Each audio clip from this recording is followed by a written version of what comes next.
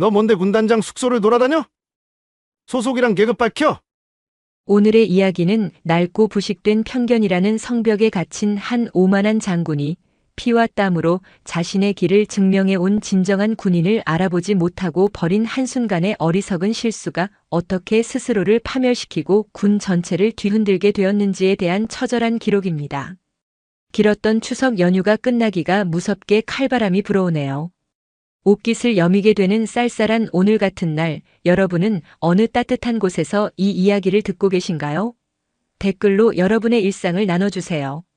영상을 시청하시면서 이야기가 마음에 드신다면 구독과 좋아요, 알림 설정으로 사연 모음집이 더 좋은 콘텐츠를 만들 수 있도록 응원해주세요. 그럼 오늘의 이야기 시작하겠습니다. 대한민국 육군의 심장이라 불리는 제7군단 사령부의 아침은 언제나 강철처럼 차가운 긴장감으로 시작되었다. 가을의 문턱을 넘은 아침 공기는 매서웠고 산자락을 휘감아 도는 바람은 군복의 옷깃을 파고들었다. 이곳은 휴전선과 가장 가까운 중부전선을 책임지는 최전방 부대 중 하나로 부대를 거쳐간 수많은 지휘관들이 국방의 중추로 뻗어나갔다. 군단 참모장 나준혁 소장은 자신의 집무실에 앉아 갓 내린 원두커피의 짙은 향을 음미하며 아침 업무를 시작했다. 그의 나이 51, 군에 몸을 담은 지 30해가 지나고 있었다. 비록 육사 출신은 아니었지만 그는 오직 자신의 능력과 끈기로 이 자리까지 올라왔다. 그의 군 생활은 곧 그의 자부심이었고 스스로가 쌓아 올린 성벽이었다. 그 성벽 안에서 그는 언제나 옳았고 그의 판단은 곧 부대의 규율이었다. 신임 군단장의 이 취임식이 코앞으로 다가온 터라 부대 전체가 보이지 않는 분주함에 휩싸여 있었다. 전임 군단장이 명예롭게 전역하고 후임으로 누가 올 것인가에 대한 소문이 무성했다. 나준혁은 내심 자신이 군단장 직무대리를 맡으며 실질적인 권력을 행사할 수 있는 이 과도기를 즐기고 있었다. 어차피 새로 오는 군단장은 정치권의 입김이 닿은 낙하산이거나 실전 경험 없이 책상머리에서 진급한 온실 속 화초일 게 뻔했다.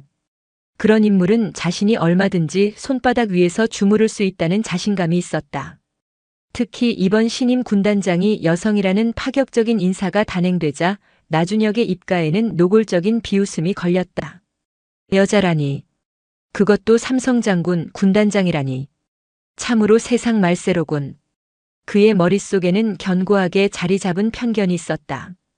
여군은 전투부대의 지휘관이 될 수 없다는, 아니, 되어서는 안 된다는 신념에 가까운 생각이었다. 그에게 여군은 행정이나 보급, 간호와 같은 지원 병과의 장식품 같은 존재일 뿐이었다. 참모장님, 군단장님 공관 최종 점검 때문에 오셨습니까? 부관이 깍듯하게 물었다. 그래. 새 주인이 오시기 전에 마지막으로 둘러봐야지. 먼지 하나라도 나오면 내 얼굴에 똥칠하는 거니까.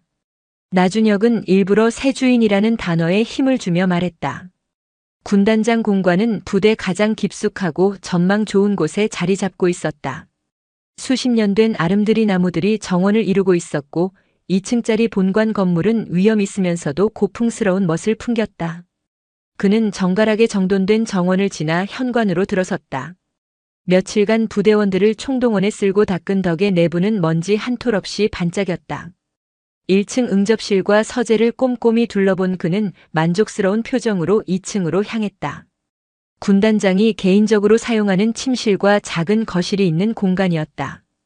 삐걱이는 나무 계단을 밟고 올라선 순간 그는 거실 한쪽에서 창밖을 내다보고 있는 한 여인의 뒷모습을 발견했다. 작업복으로 보이는 수수한 옷차림에 머리를 단정하게 묶은 모습이었다. 나준혁의 미간이 미세하게 좁혀졌다. 이 시간에 여긴 어쩐 일이지? 공관 관리병의 가족인가? 아니면 새로 뽑은 청소부라도 되나? 그는 헛기침을 하며 다가섰다. 어이, 아주머니. 여기는 어떻게 들어왔어? 청소는 다 끝난 거 아니었나? 그의 목소리에는 권위와 함께 미묘한 경멸감이 섞여 있었다. 여인이 천천히 돌아보았다.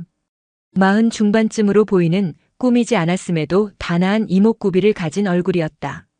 하지만 그 눈빛은 평범한 주부나 청소부의 것이 아니었다. 깊이를 알 수 없는 호수처럼 고요하면서도 그 안에는 날카로운 칼날 같은 예리함이 숨겨져 있었다. 최종 점검하러 오셨나 봅니다. 여인의 목소리는 낮고 차분했다. 나준혁은 순간 당황했지만 이내 평정심을 되찾았다. 그는 이 부대의 2인자였다. 일개 부대원, 그것도 여자 앞에서 당황할 이유가 없었다. 그래. 내가 이 부대 참모장이요. 당신은 소속이 어디야? 여기서 뭐 하고 있는 거지? 그는 일부러 위압적인 태도를 취했다. 여인은 놀란 기색도 없이 희미한 미소를 지으며 답했다. 곧 이곳에서 일하게 될 사람입니다. 미리 둘러보고 있었습니다. 일하게 될 사람? 관리병이나 취사병으로 새로 들어왔나? 얼굴이 낯이 익은데. 혹시 전에 다른 부대에서 본 적 있나? 계급이 어떻게 돼? 나준혁은 그녀를 위아래로 훑어보며 말했다. 그 시선에는 상관이 부하를 대하는 평가와 함께 남성이 여성을 대하는 불쾌한 호기심이 뒤섞여 있었다. 수수한 작업복 아래로 드러난 다부진 몸매와 군더더기 없는 자세에서 왠지 모를 기운이 느껴졌기 때문이다. 얼굴이 반반한데 이런 험한 곳에서 군 생활하기 아깝다는 생각 안 드나? 그는 농담인 척 희롱에 가까운 말을 던졌다. 여전히 여인의 얼굴에는 표정 변화가 없었다. 그녀는 그저 나준혁의 눈을 똑바로 바라볼 뿐이었다. 그 시선이 너무나도 곧고 깊어서 오히려 나준혁이 먼저 시선을 피하고 말았다. 이 취임식이 얼마 남지 않았으니 불필요한 사람은 이만 나가줬으면 좋겠는데. 보안구역을 함부로 돌아다니는 건 군법에 어긋난다는 것쯤은 알겠지. 그는 자신의 동요를 감추기 위해 더욱 차갑게 쏘아붙였다. 알겠습니다. 그럼 이만 물러나겠습니다. 여인은 짧게 대답하고는 가볍게 목례를 한 뒤 그를 스쳐 지나갔다. 나준혁은 자신도 모르게 그녀의 뒷모습을 쳐다보았다. 키는 크지 않았지만 꼿꼿하게 편 허리와 절도 있는 걸음걸이에서 오랜 시간 군 생활을 한 사람 특유의 분위기가 풍겼다. 그는 찜찜한 기분을 떨치지 못한 채 침실과 욕실을 마저 둘러보고는 공관을 나섰다. 방금 마주친 여자가 누구인지, 왜 그토록 낯이 익었는지, 그리고 그녀의 눈빛이 왜 자꾸만 뇌리에 맴도는지를 생각하며 그는 차에 올랐다. 건방진 것. 감히 누군 줄 알고 그따위 눈으로 쳐다봐. 나중에 제대로 군기를 잡아줘야겠군. 그는 운전병에게 퉁명스럽게 목적지를 말했다. 자신의 그 오만하고 굳건한 편견이 그의 인생을 송두리째 뒤흔들 거대한 폭풍의 서막이 될 것이라는 사실을. 그리고 곧 마주하게 될 그 여성이 자신이 상상조차 할 수 없는 깊이와 무게를 지닌 진짜 군인이라는 것을 전혀 예상하지 못했다. 그의 견고한 성벽에 작은 균열조차 없을 것이라 믿었던 그 오만한 자신감이 머지않아 산산조각 나게 될 운명이라는 것을. 이 취임식 당일 제7군단 사령부의 대연병장은 아침부터 분주했다. 각급 부대 지휘관들과 내외 귀빈들이 속속 도착했고 도열한 장병들은 흐트러짐 없는 자세로 행사가 시작되기를 기다리고 있었다. 군단 참모장 나준혁 소장은 연병장 한편에 마련된 귀빈석에서 동료 참모들과 담소를 나누고 있었다. 그의 얼굴에는 자신감과 여유가 넘쳤다. 참모장님, 신임 군단장님께서는 언제쯤 도착하십니까? 작전 참모 박 대령이 물었다. 글쎄, 여자분이라 화장이라도 하느라 늦는 거 아닌가 몰라. 나준혁이 비꼬는 듯한 말투로 대답하자 주변에서 억지 웃음이 터져나왔다. 아무리 그래도 대한민국 최초의 여성 군단장님이신데 너무 그러지 마십시오. 군수참모 이 대령이 멋쩍게 말했지만 그의 눈빛 역시 동조하고 있었다. 최초? 최초라는 타이틀이 무슨 벼슬인가? 전쟁 나면 화장 고칠 시간이라도 달라고 할 건가? 전방 부대 지휘관은 실력과 경험으로 뽑아야지 어디서 정치질로 헬리콥터 타고 날아온 주제에 감히. 나준혁의 목소리는 점점 거칠어졌다. 며칠 전 공관에서 마주쳤던 그 건방진 여자가 떠올라 기분이 다시 불쾌해졌기 때문이다. 그때였다. 장내에 우렁찬 방송이 울려 퍼졌다. 신임 제7군단장 한지수 중장님 입장하십니다. 모든 장병들이 반사적으로 자리에서 일어나 부동자세로 연병장 입구를 바라보았다. 의장대의 웅장한 연주와 함께 검은색 세단 한 대가 천천히 연병장으로 들어섰다. 차문이 열리고 완벽하게 각 잡힌 정복 차림의 한 인물이 안으로 들어섰다. 그 순간 나준혁은 온몸에 피가 얼어붙는 듯한 충격을 느꼈다. 그의 눈앞에 서 있는 사람은 바로 며칠 전 공관에서 그가 온갖 모욕적인 말을 퍼부었던 바로 그 여성이었다. 하지만 지금 그녀의 모습은 그때와 완전히 달랐다. 그녀의 단정한 정복 어깨 위에는 대한민국 육군 중장을 상징하는 세 개의 별이 형광등 불빛을 받아 서늘하게 빛나고 있었다. 금빛으로 빛나는 별 세 개가 그의 눈을 찔렀다. 나준혁의 머릿속이 새하얗게 비워졌다. 한지수 중장은 단상 위로 올라가 장병들을 향해 거수 경례를 했다. 그녀의 동작은 간결하면서도 힘이 넘쳤다. 이어서 이임하는 전임 군단장과의 부대기 이양식이 진행되었다. 모든 절차가 끝나고 드디어 신임 군단장의 취임사가 시작되었다. 한지수는 마이크 앞에 서서 잠시 연병장을 가득 메운 장병들을 둘러보았다. 그녀의 시선이 귀빈석에 앉아있는 나준혁에게 잠시 머물렀다. 그 짧은 순간 나준혁은 숨이 멎는 듯한 압박감을 느꼈다. 존경하는 제7군단 장병 여러분, 그리고 자리를 빛내주신 내외 귀빈 여러분. 오늘부로 대한민국 제7군단장이라는 중책을 맡게 된 중장 한지수입니다. 그녀의 목소리는 차분했지만 연병장 전체를 가득 채우는 힘이 있었다. 나준혁은 식은땀을 흘리며 고개를 숙였다. 그녀의 취임사는 길지 않았다. 하지만 그 안에는 군인으로서의 확고한 신념과 부대를 이끌어갈 명확한 비전이 담겨 있었다. 특히 그녀가 마지막으로 남긴 말은 나준혁의 심장을 비수처럼 꿰뚫었다. 저는 앞으로 우리 7군단을 그 어떤 편견과 차별도 없이 오직 실력과 헌신만이 존중받는 부대로 만들어 나갈 것입니다. 계급과 성별, 출신을 떠나 우리 모두는 이 나라를 지키는 소중한 전우이기 때문입니다. 취임사가 끝나자 우레와 같은 박수 소리가 터져 나왔다. 나준혁은 멍하니 서서 손바닥이 아프도록 박수를 쳤다.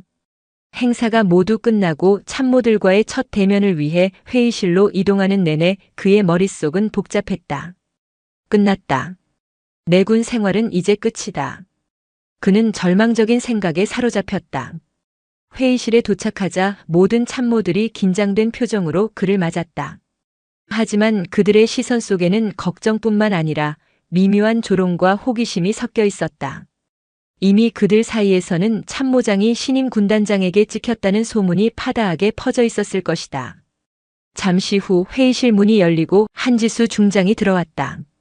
모든 참모들이 반사적으로 자리에서 일어났다. 모두 앉으시오. 그녀는 상석에 앉으며 짧게 말했다. 회의는 작전 참모의 현황 보고로 시작되었다. 보고가 진행되는 동안 한지수는 날카로운 질문을 던지며 부대의 문제점들을 정확하게 짚어냈다. 그녀의 지적은 놀라울 정도로 정확하고 논리정연했다. 평소라면 회의를 주도하며 다른 참모들의 의견을 압도했을 나준혁이었지만 오늘 그는 완전히 위축되어 있었다. 한지수는 의도적으로 나준혁에게는 단 한 번의 질문도 하지 않았다. 그 무관심이 나준혁에게는 더 큰 공포로 다가왔다. 회의가 끝나자 한지수는 나준혁을 따로 불렀다. 나준혁 참모장. 예, 군단장님. 며칠 전 참모장의 친절한 안내 덕분에 공관은 잘 둘러보았습니다. 앞으로도 부대 운영에 많은 도움을 부탁드립니다. 그녀의 목소리에는 어떤 감정도 실려 있지 않았다. 그래서 더 무서웠다. 그 말은 마치 나는 모든 것을 알고 있다. 내가 한 짓을 잊지 않겠다라고 말하는 것 같았다. 나준혁은 등줄기에서 폭포수처럼 쏟아지는 식은땀을 느끼며 간신히 대답했다. 최선을 다해 보자 하겠습니다. 그날 이후 나준혁의 군 생활은 완전히 뒤바뀌었다. 한때 부대 내에서 누구도 무시할 수 없는 실세 참모로 통했던 그는 하루아침에 문제야 골칫거리로 전락해버렸다. 그것은 길고 혹독한 추락의 시작이었다. 한지수 중장이 부임한 첫 주 제7군단 사령부는 폭풍 전야처럼 고요하면서도 팽팽한 긴장감이 감돌았다. 그녀는 불필요한 관행과 권위주의를 타파하고 오직 실력과 합리적인 소통으로 부대를 이끌었다. 처음에는 의구심을 품었던 사람들조차 그녀의 날카로운 리더십과 부대 상황에 대한 정확한 파악 능력에 점차 혀를 내두르기 시작했다. 변화의 바람은 나준혁 소장에게 가장 먼저 그리고 가장 차갑게 불어닥쳤다. 군단장 주재로 열리는 아침 회의는 그에게 가시방석이나 다름없었다. 인사참모부에서 올린 하반기 부사관 훈련 계획안, 현장 상황이 전혀 반영되지 않은 탁상 공론에 불과합니다. 전면 재검토해서 내일 오전까지 다시 제출하세요. 한지수는 모든 참모들이 모인 자리에서 나준혁이 올린 서류를 가차없이 반려했다. 나준혁의 얼굴이 벌겋게 달아올랐다. 그 훈련 계획안은 지난 몇 주간 실무자들과 수십 번의 회의를 거쳐 만든 그 어떤 계획안보다 완벽하다고 자부했던 것이었다. 하지만 한지수는 유독 그의 업무에만 현미경을 들이대며 혹독한 잣대를 적용하고 있었다. 군수 지원 현황 보고 수치가 정확하지 않습니다. 직접 발로 뛰며 현장을 확인한 겁니까? 아니면 책상에 앉아서 보고서만 받은 겁니까? 작전 계획에 대한 참모장의 의견은 어떻습니까? 왜 아무 말이 없으시죠? 이 자리는 그저 앉아서 보고만 받는 자리가 아닙니다. 그녀의 지시는 논리정연했고 부대 상황에 대한 파악은 놀라울 정도로 정확했다. 평소 회의에서 가장 적극적으로 의견을 개진하고 다른 참모들의 의견을 주도했던 나준혁이었지만 이제 그는 완전히 위축되어 있었다. 한지수는 의도적으로 그를 고립시키고 있었다. 중요한 안건들은 다른 참모들을 통해 먼저 보고를 받았고 그의 의견은 회의에서 거의 반영되지 않았다. 그가 올린 서류들은 사소한 토시 하나까지 지적당하며 몇 번이고 반려되었다. 나준혁은 지독한 모멸감을 느꼈다. 이것은 명백히 자신을 겨냥한 보복이었다. 한지수는 직접 칼을 휘두르지 않고 서서히 그의 팔다리를 잘라내며 고사시키고 있었다. 회의가 끝나자 나준혁은 쥐구멍에라도 숨고 싶은 심정으로 서둘러 자리에서 일어났지만 등 뒤에서 한지수의 차가운 목소리가 들려왔다. 나준혁 참모장 잠시 남아 계시죠. 넓은 회의실에는 나준혁과 한지수 단둘만 남았다. 무거운 침묵이 흘렀다. 나준혁은 차마 고개를 들지 못한 채 사형 선고를 기다리는 죄인처럼 서 있었다. 그의 군 생활 30해 동안 이토록 굴욕적이고 두려운 순간은 없었다. 오늘 일은 이번 한 번만 넘어가겠습니다. 한지수가 마침내 입을 열었다. 그녀의 목소리는 여전히 차분했지만 그 안에는 강철 같은 단호함이 서려 있었다. 나준혁은 뜻밖의 말에 희미한 안도의 한숨을 내쉬려다 이어지는 그녀의 말에 다시 숨을 멈췄다. 하지만 앞으로는 실수하지 마십시오. 군인으로서 상관에 대한 기본적인 예의는 지켜주시기 바랍니다. 그리고 그녀는 잠시 말을 멈췄다. 나준혁이 긴장하며 다음 말을 기다렸다. 참모장의 그 낡고 편협한 생각이 다른 부대원들에게 전염되지 않도록 각별히 주의하십시오. 이곳은 당신의 아집을 펼치는 곳이 아니라 국가를 위해 헌신하는 군대입니다. 뼈를 때리는 듯한 질책이었다. 그녀는 이미 그의 속을 모두 꿰뚫어 보고 있었다. 감사합니다. 그리고 정말 죄송합니다. 나준혁이 고개를 깊이 숙이며 사과했다. 하지만 그는 몰랐다. 이것이 끝이 아니라 이제부터가 진짜 시작이라는 것을. 그날 이후 그의 군 생활은 완전히 뒤바뀌었다. 이전까지 그는 군단 내에서 누구도 무시할 수 없는 실세 참모로 통했다. 하지만 이제 동료들조차 그를 슬금슬금 피하기 시작했다. 복도에서 마주치면 어색한 경례만 주고받을 뿐 예전처럼 편하게 농담을 건네거나 업무 협의를 하는 일은 사라졌다. 모두들 새 군단장의 눈치를 보고 있는 것이었다. 참으로 기가 막힐 노릇이었다. 별 3개가 뭐라고 저렇게까지 설설 기어야 한단 말인가. 그는 자신의 사무실에서 홀로 분을 사겼다. 그의 자부심과 명예가 하루아침에 땅에 떨어졌다. 이 모든 것이 그 여자 한지수 때문이라고 생각했다. 그는 결코 절대로 그 여자의 지위를 인정할 수 없다고 다짐했다. 그녀가 스스로 물러나게 만들거나 혹은 그녀의 무능함을 만천하에 드러내어 군대에서 추방시켜야 한다고 생각했다. 그는 자신이 30해 동안 쌓아온 경험과 인맥, 그리고 군단 내에서의 영향력을 총동원해서라도 그녀를 몰아낼 계획을 세우기 시작했다. 나준혁 소장의 고립은 날이 갈수록 심해졌다. 한때 그의 주변으로 구름처럼 몰려들어 함께 식사를 하며 담소를 나누었던 동료들은 이제 아무도 그의 옆에 앉으려 하지 않았다. 복도에서 마주쳐도 어색한 경례만 주고받을 뿐 예전처럼 편하게 농담을 건네거나 업무 협의를 하는 일은 사라졌다. 모두들 새 군단장 한지수의 눈치를 보고 있는 것이었다. 그의 막강했던 권한은 서서히 축소되었다. 보고 체계는 그를 건너뛰기 일쑤였고 그가 주관하던 핵심 업무들은 하나둘씩 다른 참모들에게 이관되었다. 한때 존경받던 베테랑 참모에서 하루아침에 문제야 골칫거리로 전락해버린 자신의 처지를 실감할 수 있었다. 분노와 모멸감에 휩싸인 그는 거의 매일 밤 술을 마셨다. 그날 밤도 그는 자신을 따르는 몇몇 부하 장교들을 부대 밖 허름한 포장마차로 불러내 막걸리 잔을 기울였다. 당연하게도 화제는 새로운 군단장이었다. 정말 여군이 온답니까? 그것도 3스타로? 정보참모 박 대령이 믿을 수 없다는 듯 물었다.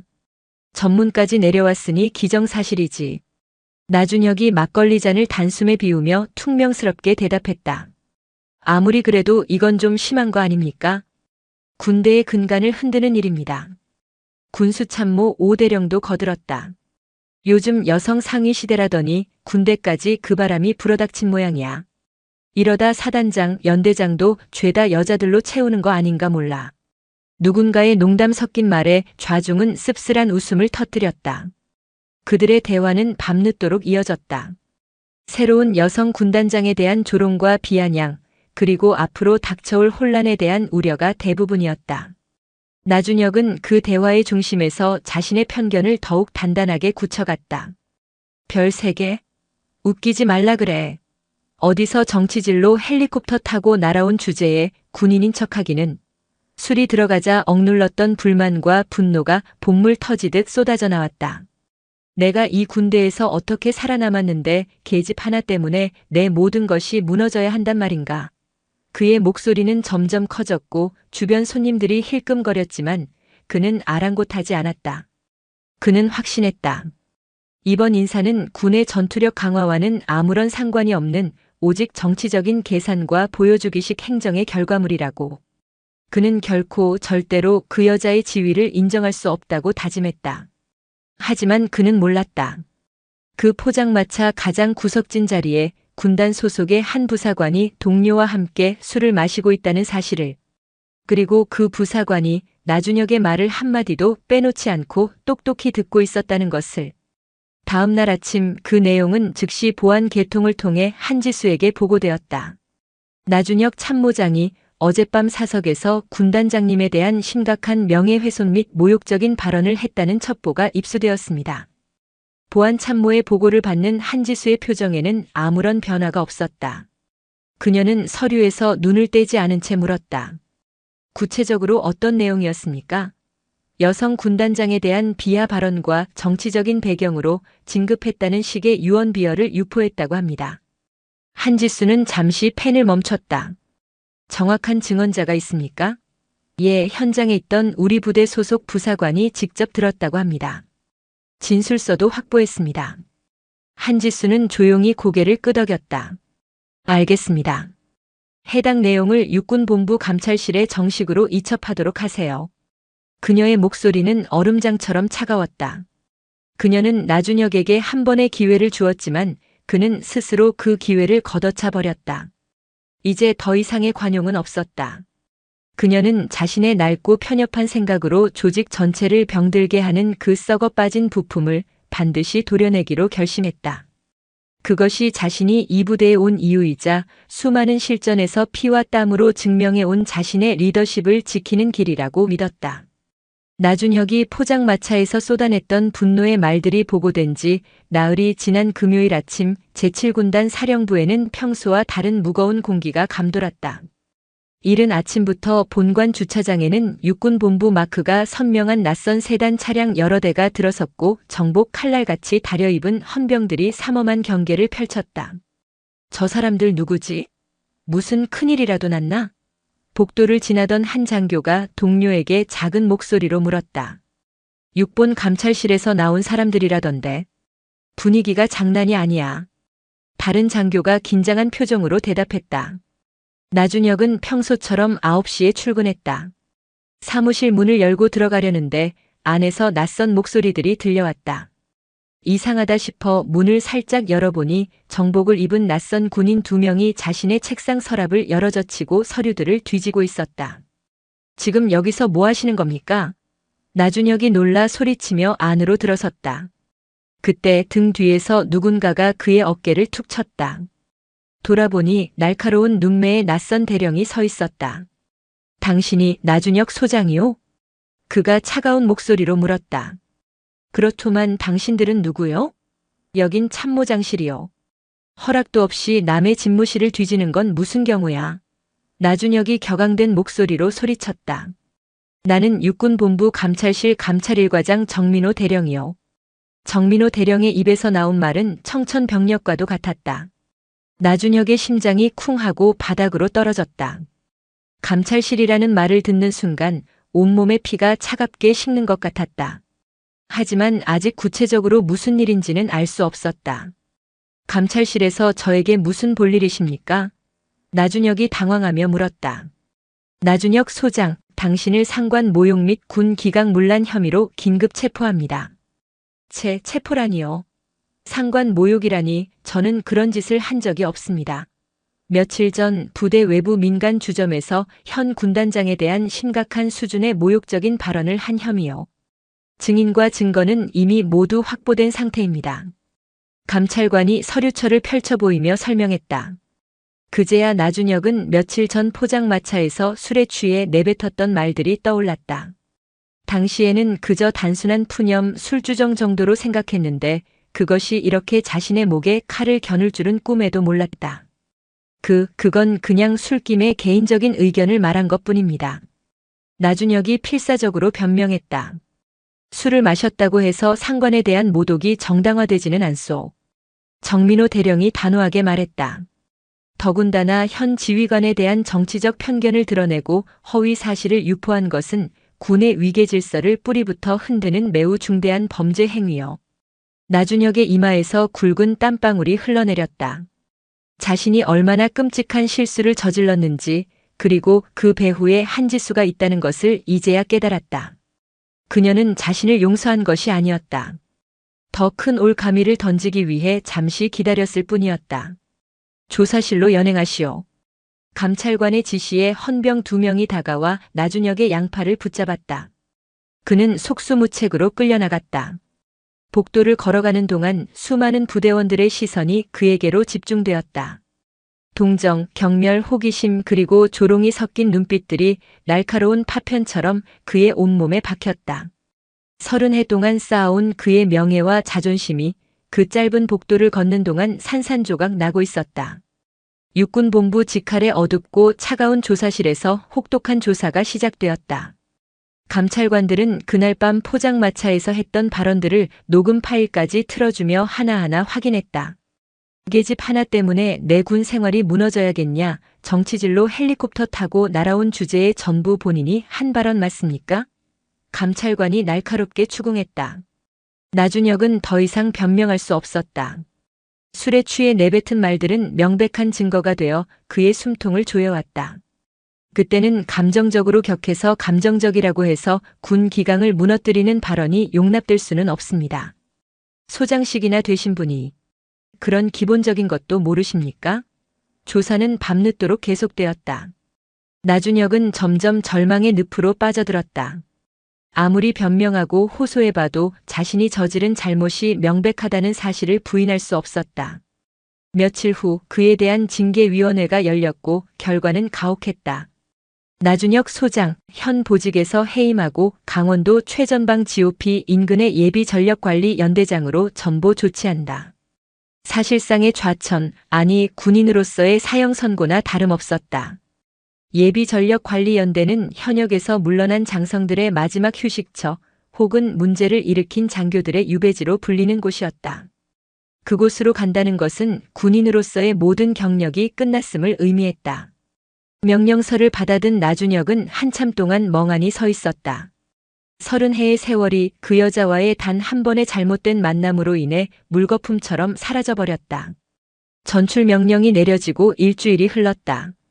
나준혁에게 남은 시간은 이제 얼마 없었다. 그의 사무실은 이미 짐을 싸기 시작한 상자들로 어수선했다. 30년간 몸담았던 군단, 그의 청춘과 자부심이 모두 녹아있는 이곳을 이렇게 초라하게 떠나게 될 줄은 꿈에도 몰랐다. 후임자에게 업무를 인계하는 과정은 고역이었다. 한때 그의 부하였던 이들이 이제는 그를 동정하거나 혹은 은근히 무시하는 시선으로 바라보는 것을 견디기 힘들었다. 모든 의욕을 잃어버린 그는 살아있는 시체나 다름없었다. 하지만 이대로 무너질 수는 없었다. 그는 마지막으로 자신이 할 수 있는 일이 딱 하나 남아있다고 생각했다. 마지막으로 단 한 번이라도 그분께 군인 대 군인으로서 진심 어린 사과를 드려야 한다. 전출을 하루 앞둔 마지막 날 금요일 오후. 나준혁은 모든 업무 정리를 마쳤다. 책상 위에는 후임자에게 넘겨줄 인수인계서 한 묶음만 덩그러니 남아있었고 그의 개인 물품들은 이미 상자에 담겨 사무실 구석에 쌓여 있었다. 그는 자리에서 일어나 거울 앞에 섰다. 그는 흐트러진 정복의 옷깃을 바로잡고 단추 하나하나를 정성스럽게 잠갔다. 구겨진 계급장도 반듯하게 폈다. 마지막이니만큼 군인다운 가장 반듯한 모습으로 그녀를 만나고 싶었다. 전출을 사흘 앞둔 어느 오후 나준혁은 마지막 업무 정리를 위해 본관 지하에 위치한 기록실로 향했다.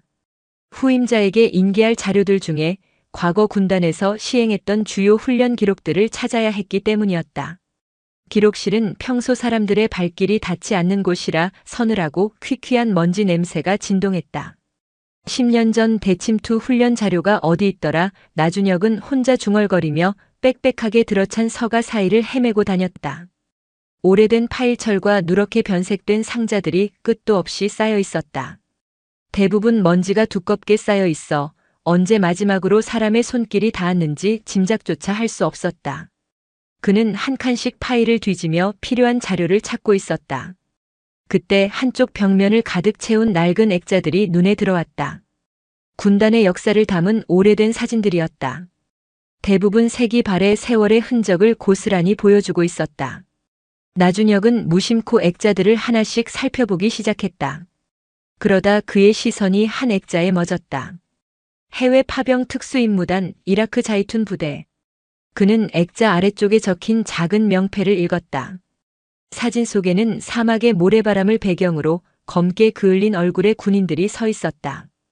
배경으로는 총탄 자국이 선명한 폐허가 된 건물이 보였다. 전쟁터의 살벌한 긴장감이 사진을 뚫고 그대로 전해지는 듯 했다. 나준혁은 사진 속 인물들을 하나씩 자세히 뜯어보았다. 대부분 건장한 체격의 남성 군인들이었는데 그들 한가운데에 유일하게 한 명의 여성이 서 있었다. 키는 그리 크지 않았지만 사막의 태양보다 더 뜨겁고 강렬한 눈빛을 하고 있었다. 이 사람이 나준혁은 눈을 비비고 사진을 더 가까이 들여다보았다. 그의 심장이 거세게 뛰기 시작했다. 그 여성은 다름 아닌 한지수였다. 지금보다 훨씬 젊고 앳된 모습이었지만 그 얼음장같이 차갑고 날카로운 눈빛과 당당한 자세는 지금과 똑같았다. 사진 속 그녀는 부하들을 이끄는 지휘관의 모습 그 자체였다.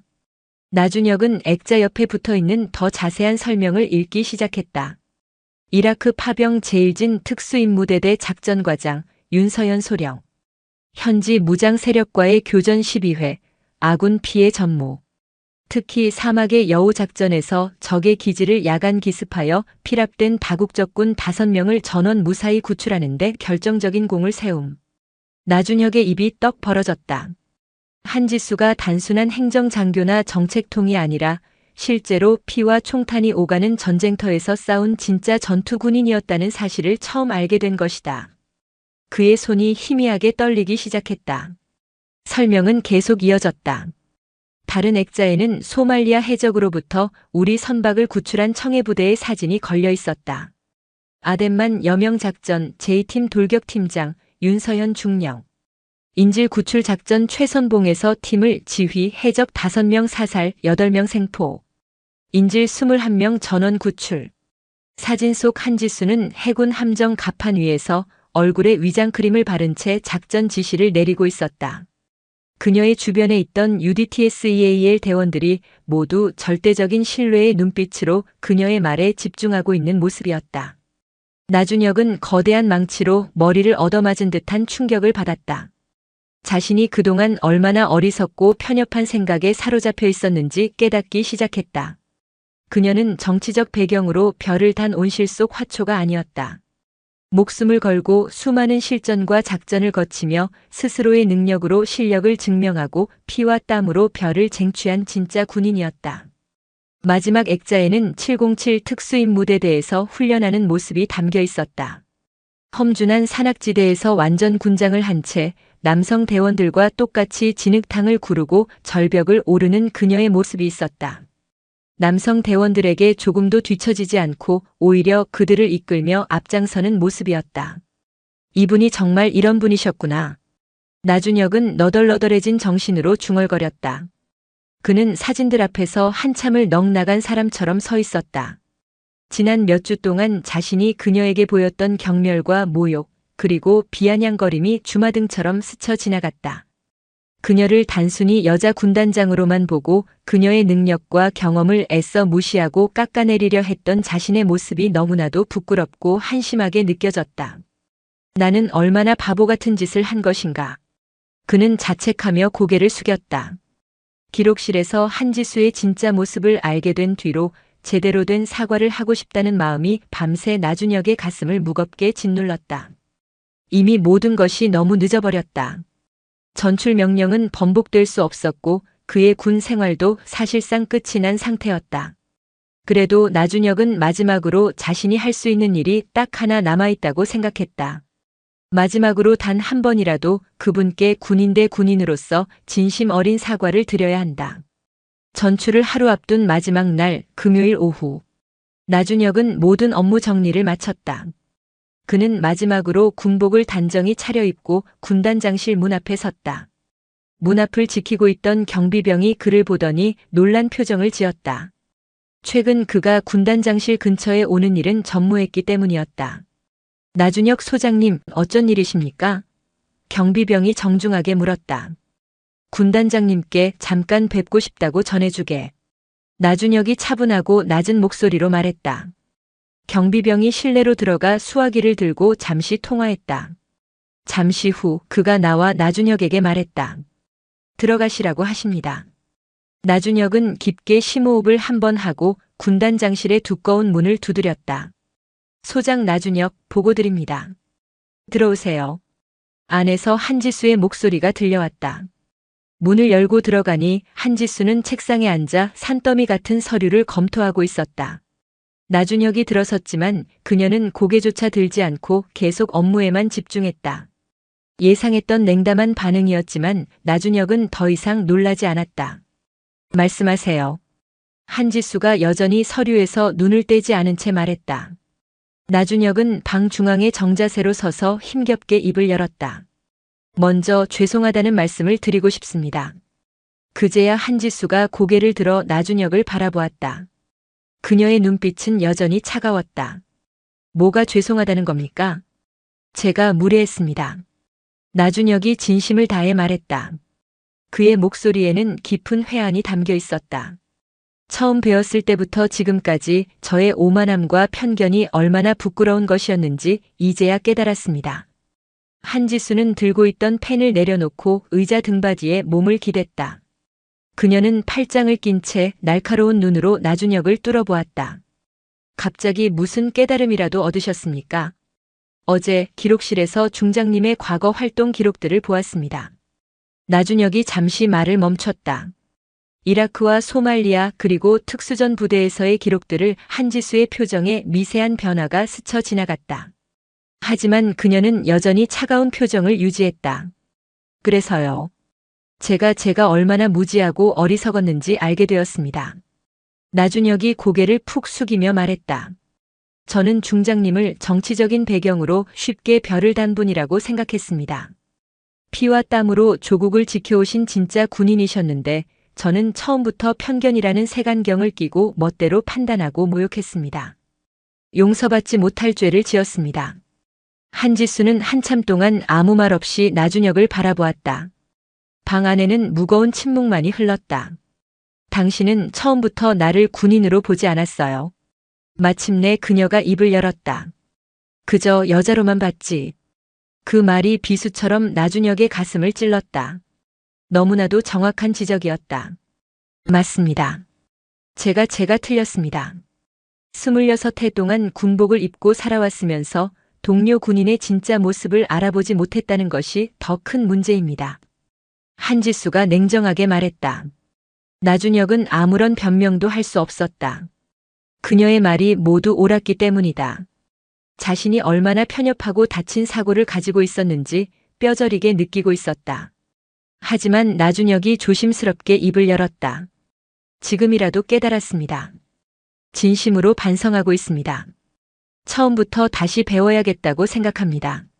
한지수는 자리에서 일어나 창문 쪽으로 천천히 걸어갔다. 창밖으로는 연병장에서 저녁 점호를 준비하는 군인들의 모습이 보였다. 나 소장. 한지수가 창밖을 바라보며 말했다. 군복을 입었다면 2가지를 두려워하지 마시오. 2가지라니요? 나준혁이 물었다. 한지수가 돌아서서 나준혁을 똑바로 바라보았다. 첫째, 실수를 두려워하지 마시오. 누구나 실수는 할 수 있어. 하지만 그 실수에서 배우지 못하고 같은 실수를 반복하면 그건 진짜 문제가 되는 거요. 나준혁은 조용히 고개를 끄덕였다. 그녀의 말이 그의 가슴에 깊이 와 닿았다. 둘째, 변화를 두려워하지 마시오. 세상은 계속해서 변하고 있어. 군대도 마찬가지요. 과거의 낡은 관념과 방식에만 머물러 있으면 결국 도태될 수밖에 없어. 그녀의 따뜻한 목소리에 나준혁의 눈시울이 뜨겁게 붉어졌다. 자신 같은 사람에게도 다시 한번 기회를 주는 듯한 그녀의 넓은 마음에 깊은 감동을 느꼈다. 감사합니다. 정말 감사합니다. 나준혁이 떨리는 목소리로 말했다. 나준혁이 강원도 최전방의 예비전력관리연대로 전출된 후 몇 달의 시간이 흘렀다.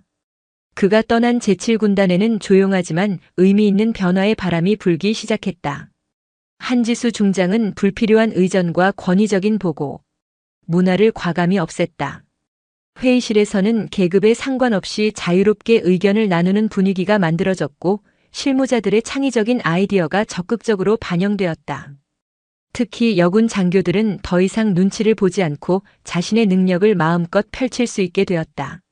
한지수는 능력 있는 여군들을 주요 보직에 발탁하며 그들이 실질적인 지휘 경험을 쌓을 수 있도록 도왔다. 처음에는 반신반의하던 남성 장교들도 실력으로 증명하는 그녀들의 모습에 점차 마음을 열기 시작했다. 부대의 전투력은 눈에 띄게 향상되었고 장병들의 사기도 그 어느 때보다 높았다. 한지수의 리더십 아래 제7군단은 그 어느 때보다 단단하고 따뜻한 공동체가 되어갔다. 한편 나준혁은 예비전력관리연대에서 조용한 시간을 보내고 있었다. 현역 시절의 화려함과 권력은 모두 사라졌지만 그의 마음은 이상하게도 편안했다. 지난 몇 달 동안 그는 자신을 끊임없이 되돌아보며 많은 변화를 겪었다. 그는 더 이상 과거의 실패에 얽매여 분노하거나 좌절하지 않았다. 대신 그는 자신이 얻은 값진 깨달음을 젊은 예비군들과 신임 간부들에게 가르치고 있었다. 편견은 우리가 진실을 보는 것을 방해하는 가장 무서운 적입니다. 그의 강의를 듣는 젊은 장교들의 눈빛이 진지하게 빛났다. 겉모습이나 선입견으로 사람을 판단하면 그 사람의 진짜 능력과 가치를 놓치게 됩니다. 그것은 조직 전체의 큰 손실입니다. 그는 자신의 끔찍했던 실수를 반면교사 삼아 진정한 군인이란 무엇인지, 진정한 리더십이란 어디에서 나오는지에 대해 열정적으로 이야기했다. 특히 편견과 차별 없는 조직 문화를 만드는 일에 그 누구보다 앞장서고 있었다. 비록 군인으로서의 삶은 끝났을지 몰라도 인간으로서의 새로운 삶은 이제부터 시작이라고 생각했다. 그는 자신이 저질렀던 과오를 속죄하는 마음으로 하루하루를 충실하게 살아갔다. 그의 모습은 3달 전과는 완전히 달라져 있었다. 예전처럼 오만하고 불만 가득한 표정은 사라지고 겸손하고 진지한 모습으로 연단 위를 응시하고 있었다. 그는 한지수의 강연을 들으며 자신이 그동안 얼마나 편협하고 닫힌 세상에 갇혀 살았는지 뼈저리게 깨달았다. 한지수에 대한 모든 오해와 편견 그리고 증오가 한순간의 부끄러움과 존경심으로 바뀌어 있었다. 그는 이제야 알 수 있었다. 한지수가 왜 그토록 엄격하고 철저했는지, 왜 그토록 높은 기준을 요구했는지. 생사를 오가는 실전에서 단련된 지휘관은 당연히 그래야만 했던 것이다. 혹독했던 겨울이 지나고 따스한 봄 기온이 완연한 4월의 어느 날 제7군단 본부 대강당에서는 특별한 행사가 열리고 있었다. 상호 존중의 병영 문화, 우리가 만들어갑니다라는 현수막이 걸린 강당 안에는 각 부서의 지휘관과 참모 그리고 초급 간부들이 빼곡히 앉아 있었다. 이날 교육은 한지수 중장이 직접 기획하고 진행하는 전군 최초의 성인지 감수성 및 리더십 교육이었다. 연단 위에는 깔끔한 정복 차림의 한지수가 서 있었다. 그녀는 당당하고 품격 있는 모습으로 강연을 준비하고 있었다. 오늘 이 자리에 모인 여러분과 함께 진정한 리더십이란 무엇인가에 대해 이야기하고 싶습니다. 한지수가 마이크를 잡고 말문을 열었다. 그녀의 목소리는 차분했지만 강당을 가득 채우는 힘이 있었다. 청중들은 모두 숨을 죽인 채 그녀의 말에 귀를 기울였다. 강당 맨 뒤쪽 가장 구석진 자리에 한 사람이 조용히 앉아 있었다. 예비전력관리연대에서 민간인 신분으로 교육을 담당하게 된 나준혁이었다. 그는 오늘 교육에 특별 초청을 받아 이 자리에 참석했다. 진정한 리더십은 더 높은 계급에서 나오는 것이 아닙니다. 한지수가 계속해서 말했다. 그것은 상대를 존중하는 마음에서 시작되는 것입니다. 성별, 출신, 계급을 떠나 서로를 동료이자 전우로서 인정하고 존중할 때 비로소 진짜 팀워크가 생겨나고 우리 군은 더욱 강해질 수 있습니다. 한지수는 자신의 개인적인 경험을 이야기하기 시작했다. 제가 처음 군에 입대했을 때 여성이라는 이유로 수많은 편견과 차별에 부딪혀야 했습니다. 하지만 저는 그런 시련들 앞에서 좌절하지 않았습니다. 오히려 저를 더욱 강하게 단련시키는 계기로 삼았습니다. 그리고 굳게 다짐했습니다. 내가 지휘관이 되면 나처럼 억울한 경험을 하는 사람이 단 한 명도 없는 부대를 만들겠다고 말입니다. 나준혁은 그녀의 말을 들으며 가슴이 아려왔다. 자신 역시 그녀에게 그런 편견의 칼날을 휘둘렀던 가해자 중 한 명이었기 때문이다. 그녀가 얼마나 많은 어려움과 외로운 싸움을 겪으며 지금의 자리까지 왔을지 생각하니 다시 한번 부끄러움이 밀려왔다. 강연이 끝날 무렵 한지수는 마지막 메시지를 전했다. 여러분, 우리 모두는 이 나라를 지키는 소중한 전우입니다. 성별이나 출신, 계급에 상관없이 우리 모두는 존경받아야 마땅한 대한민국의 군인입니다. 그런 마음으로 서로를 대한다면 우리 제7군단은 나아가 우리 대한민국 육군은 세계 최강의 군대가 될 수 있을 것이라 확신합니다. 강연이 끝나자 강당 안의 모든 청중들이 일제히 일어나 뜨거운 박수를 쏟아냈다. 그것은 진심에서 우러나온 감동의 박수였다. 나준혁도 자리에서 일어나 힘껏 박수를 쳤다. 그리고 그는 자신도 모르게 반듯한 자세로 거수 경례를 했다. 연단 위에 한지수는 청중들을 둘러보다가 맨 뒤에서 경례를 하고 있는 나준혁과 눈이 마주쳤다. 나준혁이 진심으로 경례하는 모습을 보고 한지수도 희미한 미소와 함께 고개를 끄덕이며 답례했다. 그 짧은 순간 두 사람 사이에는 말로 다 할 수 없는 이해와 용서, 그리고 존중의 마음이 오갔다. 교육이 끝난 후 나준혁은 강당을 나서며 따스한 봄 햇살 아래 하늘을 올려다보았다. 불과 몇 달 전 절망의 나락에 떨어졌던 자신의 모습과 지금을 비교해보니 정말 많은 것이 달라졌다는 것을 느꼈다. 그는 모든 것을 잃었지만 동시에 더 소중한 것을 얻었다. 비록 두 사람이 함께 근무하지는 않지만 그들은 각자의 자리에서 같은 목표를 향해 나아가고 있었다. 더 강하고 더 정의로운 대한민국 육군을 만들기 위해. 거지 같은 년이 여기가 어디라고 옷을 함부로 풀어젖히고 있어.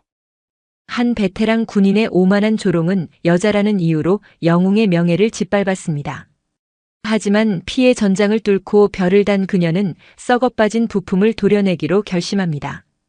그 오만이 어떻게 스스로의 군 생활을 끝장내고 군 전체를 뒤흔들게 되었을까요? 여러분의 일상을 댓글로 나눠주시고 시청 후 구독과 좋아요도 잊지 마세요.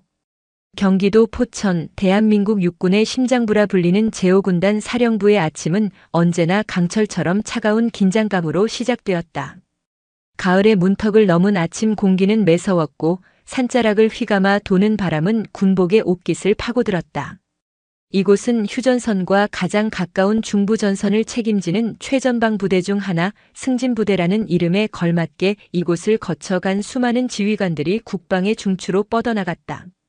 군단 인사참모 육군 대령 이강철은 자신의 집무실에 앉아 갓 내린 원두커피에 짙은 향을 음미하며 아침 업무를 시작했다. 그의 나이 48, 군에 몸을 담은 지 26해가 지나고 있었다. 비록 육사 출신은 아니었지만 그는 학사 장교로 임관한 뒤 오직 자신의 능력과 끈기로 이 자리까지 올라왔다. 그의 군 생활은 곧 그의 자부심이었고 스스로가 쌓아 올린 성벽이었다. 그 성벽 안에서 그는 언제나 옳았고 그의 판단은 곧 부대의 규율이었다. 대령님 들어오겠습니다. 노크 소리와 함께 작전처 소속의 최중령이 다급한 표정으로 들어왔다. 그의 손에는 방금 수신한 듯한 전문이 들려 있었다. 무슨 일인가, 최중령? 아침부터. 이강철은 커피잔을 천천히 내려놓으며 특유의 위험 있는 목소리로 물었다. 그의 목소리에는 연륜과 계급이 주는 무게감이 실려 있었다. 군단장님께서 교체되신다는 소식입니다. 그래, 김 장군님께서 국방부로 영전하신다는 소문은 들었네. 후임자는 정해졌나? 그게 방금 전문이 내려왔습니다. 최중령이 목소리를 낮추며 이강철의 책상으로 다가왔다. 그의 표정에는 당혹감과 흥분이 뒤섞여 있었다. 새 군단장님이 여군이시랍니다. 순간 이강철의 미간이 미세하게 좁혀졌다. 그는 자신의 귀를 의심했다. 뭐라고? 여군? 그것도 군단장으로? 예, 그렇습니다. 육군본부 정책실에서 오시는 한지수 중장님이시라고 합니다. 이강철은 등받이에 몸을 깊숙이 기댔다. 그의 얼굴에 스쳐 지나가는 감정은 단순한 놀라움이 아니었다. 그것은 불쾌감과 의구심 그리고 일말의 모욕감까지 뒤섞인 복잡한 것이었다. 여자라니. 그것도 삼성장군 군단장이라니. 참으로 세상 말세로군. 그의 머릿속에는 견고하게 자리 잡은 편견이 있었다. 여군은 전투부대의 지휘관이 될 수 없다는, 아니, 되어서는 안 된다는 신념에 가까운 생각이었다. 그에게 여군은 행정이나 보급, 간호와 같은 지원 병과의 장식품 같은 존재일 뿐이었다. 물론 시대가 변하고 여군의 역할이 확대되고 있다는 것은 알고 있었다. 국방일보나 뉴스에서 가끔 여성 전투기 조종사나 해군 함장의 이야기를 접하기도 했다. 하지만 그것은 어디까지나 보여주기식 홍보에 불과하다고 그는 굳게 믿고 있었다. 이건 정상이 아니야. 이강철이 나지막이 중얼거렸다. 그의 목소리는 분노로 희미하게 떨리고 있었다. 이건 군대에 대한 모독이야. 최전방 군단의 실전 경험도 없는 여자를 앉히다니. 윗대가리들이 정치 노름에 미쳐 돌아가는 게 틀림없어. 대령님 말씀 조심하셔야 합니다. 최중령이 주위를 살피며 조심스럽게 말했다. 하지만 그의 눈빛 역시 이강철의 생각에 동조하고 있었다. 조심? 뭘 조심하라는 건가? 틀린 말이라도 했나? 어디서 온실 속 화초처럼 자란 여자가 총칼이 오가는 이곳에 지휘관 노릇을 하겠다는 건가? 부대원들 사기는 어떻게 할 것이며 북괴놈들이 이걸 알면 뭐라고 하겠나? 대한민국 군대가 여자 치마폭에 쌓여 있다고 비웃지 않겠는가? 그의 말은 점점 거칠어졌다. 26해 동안 지켜온 군인으로서의 자부심에 깊은 상처를 입은 듯 했다. 자신이 목숨 바쳐 지키는 이 조직이 정치인들의 손에 놀아나는 장기판에 조리된 것만 같아 참을 수 없는 분노가 치밀었다. 그날 오후 군단 참모들 몇몇이 비공식적으로 모여 막걸리 잔을 기울였다. 당연하게도 화제는 새로운 군단장이었다. 정말 여군이 온답니까? 그것도 3스타로? 정보참모 박 대령이 믿을 수 없다는 듯이 물었다. 전문까지 내려왔으니 기정사실이지. 이강철이 막걸리 잔을 단숨에 비우며 퉁명스럽게 대답했다. 아무리 그래도 이건 좀 심한 거 아닙니까? 군대의 근간을 흔드는 일입니다. 군수참모 오대령도 거들었다.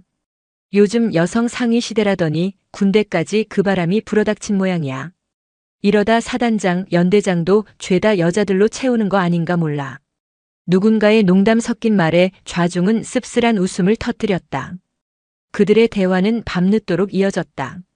새로운 여성 군단장에 대한 조롱과 비아냥, 그리고 앞으로 닥쳐올 혼란에 대한 우려가 대부분이었다.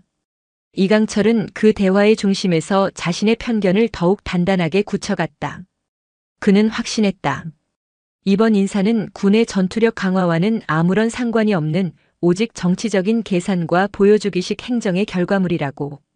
그는 결코 절대로 그 여자의 지위를 인정할 수 없다고 다짐했다. 그녀가 스스로 물러나게 만들거나 혹은 그녀의 무능함을 만천하에 드러내어 군대에서 추방시켜야 한다고 생각했다. 그는 자신이 26해 동안 쌓아온 경험과 인맥, 그리고 군단 내에서의 영향력을 총동원해서라도 그녀를 몰아낼 계획을 세우기 시작했다. 그는 알지 못했다. 자신의 그 오만하고 굳건한 편견이 그의 인생을 송두리째 뒤흔들 거대한 폭풍의 서막이 될 것이라는 사실을. 그리고 곧 마주하게 될 그 여성이 자신이 상상조차 할 수 없는 깊이와 무게를 지닌 진짜 군인이라는 것을 전혀 예상하지 못했다. 그의 견고한 성벽에 작은 균열조차 없을 것이라 믿었던 그 오만한 자신감이 머지않아 산산조각 나게 될 운명이라는 것을. 신임 군단장의 부임식을 이틀 앞둔 화요일 오전, 제5군단 사령부 본관은 평소와 다른 분주함과 긴장감에 휩싸여 있었다. 복도 구석구석을 쓸고 닦는 병사들의 움직임은 부산했고 위병소의 경계 근무는 한층 강화되었다. 이강철 대령 역시 평소보다 일찍 출근해 각종 보고서를 점검하고 있었다. 새로운 지휘관이 부임하기 전 꼬투리 잡힐 만한 일은 하나도 만들고 싶지 않았다. 특히 인사참모로서 부대 내 인사 관련 서류들은 완벽하게 정리해 두어야 했다. 이번 주 장병 교육 훈련 계획서랑 하반기 진급 심사 대상자 명단 지금 바로 내 방으로 가져와. 군단장님 오시기 전에 미리 결제받아야 할 서류가 산더미란 말이다. 이강철은 부하 직원에게 날카롭게 지시했다. 그의 신경은 온통 새로운 군단장에게 쏠려 있었다. 어떤 여자일까? 히스테릭하고 까다로운 성격일까? 아니면 허수아비처럼 무능할까? 어느 쪽이든 상대하기 피곤한 것은 매한가지였다. 오전 10시가 조금 넘은 시각, 이강철은 긴급히 처리해야 할 결제 서류 뭉치를 들고 복도를 빠르게 걸었다. 새 군단장이 사용할 지휘관 대기실에서 최종 검토를 받아야 하는 중요한 문서들이었다. 부임식 전에 반드시 승인을 받아야만 하는 당장 내일부터 시행될 부대 운영 계획안이었다. 그는 서둘러 군단장실 바로 옆에 위치한 지휘관 대기실 문 앞에 도착했다. 평소 같았으면 당연히 노크를 했겠지만 아직 새 군단장이 부임하기 전이니 당연히 빈방일 것이라고 생각했다. 게다가 처리해야 할 업무가 너무 많아 마음이 조급했다. 잠깐만 여기서 서류 순서만 다시 정리하고 들어가자. 그는 문고리를 잡고 망설임 없이 돌렸다. 문이 열리는 순간 이강철의 눈이 동그랗게 커졌다. 안에는 정복 셔츠 차림의 한 여성이 상의 단추를 잠그며 서 있었다. 키는 그리 크지 않았지만 다부진 어깨와 군더더기 없는 몸가짐에서 오랫동안 단련된 군인의 기운이 느껴졌다. 죄송합니다. 이강철은 자신도 모르게 소리치며 한 걸음 뒤로 물러났다. 하지만 그는 곧 의아한 표정을 지었다. 잠깐만, 여긴 분명 군단장 전용 대기실이다. 그런데 저 여자는 누구지? 부속실 여군인가? 아니, 여군이라기엔 계급장도 없고 그렇다고 민간인 복장도 아니다. 실례지만 여기서 뭘 하고 계시는 겁니까? 이강철이 경계심 가득한 목소리로 물었다. 여성은 놀란 기색도 없이 침착하게 정복 재킷을 마저 입으며 단추를 하나씩 잠갔다. 그녀의 움직임은 차분하고 절도 있었다. 죄송하지만 잠시만 기다려 주시겠습니까? 기다려달라니요? 여기가 어디라고 생각하십니까? 여긴 아무나 들어올 수 있는 곳이 아닙니다. 이강철의 목소리가 조금씩 높아졌다. 군단 핵심 시설에서 신원불명의 여성을 마주한 상황, 인사참모로서 그냥 넘어갈 수 없는 일이었다. 곧 회의가 있을 예정입니다. 여성이 조용히 대답했다. 하지만 그 대답은 이강철의 분노에 기름을 부었다. 회의? 지금 장난합니까? 본관 근무자가 이런 식으로 돌아다니는 겁니까? 당신 도대체 소속이 어디고 신분이 뭡니까? 여성은 여전히 동요하지 않았다. 그녀는 정복 재킷을 완전히 입고 나서야 고개를 들어 이강철을 똑바로 바라보았다.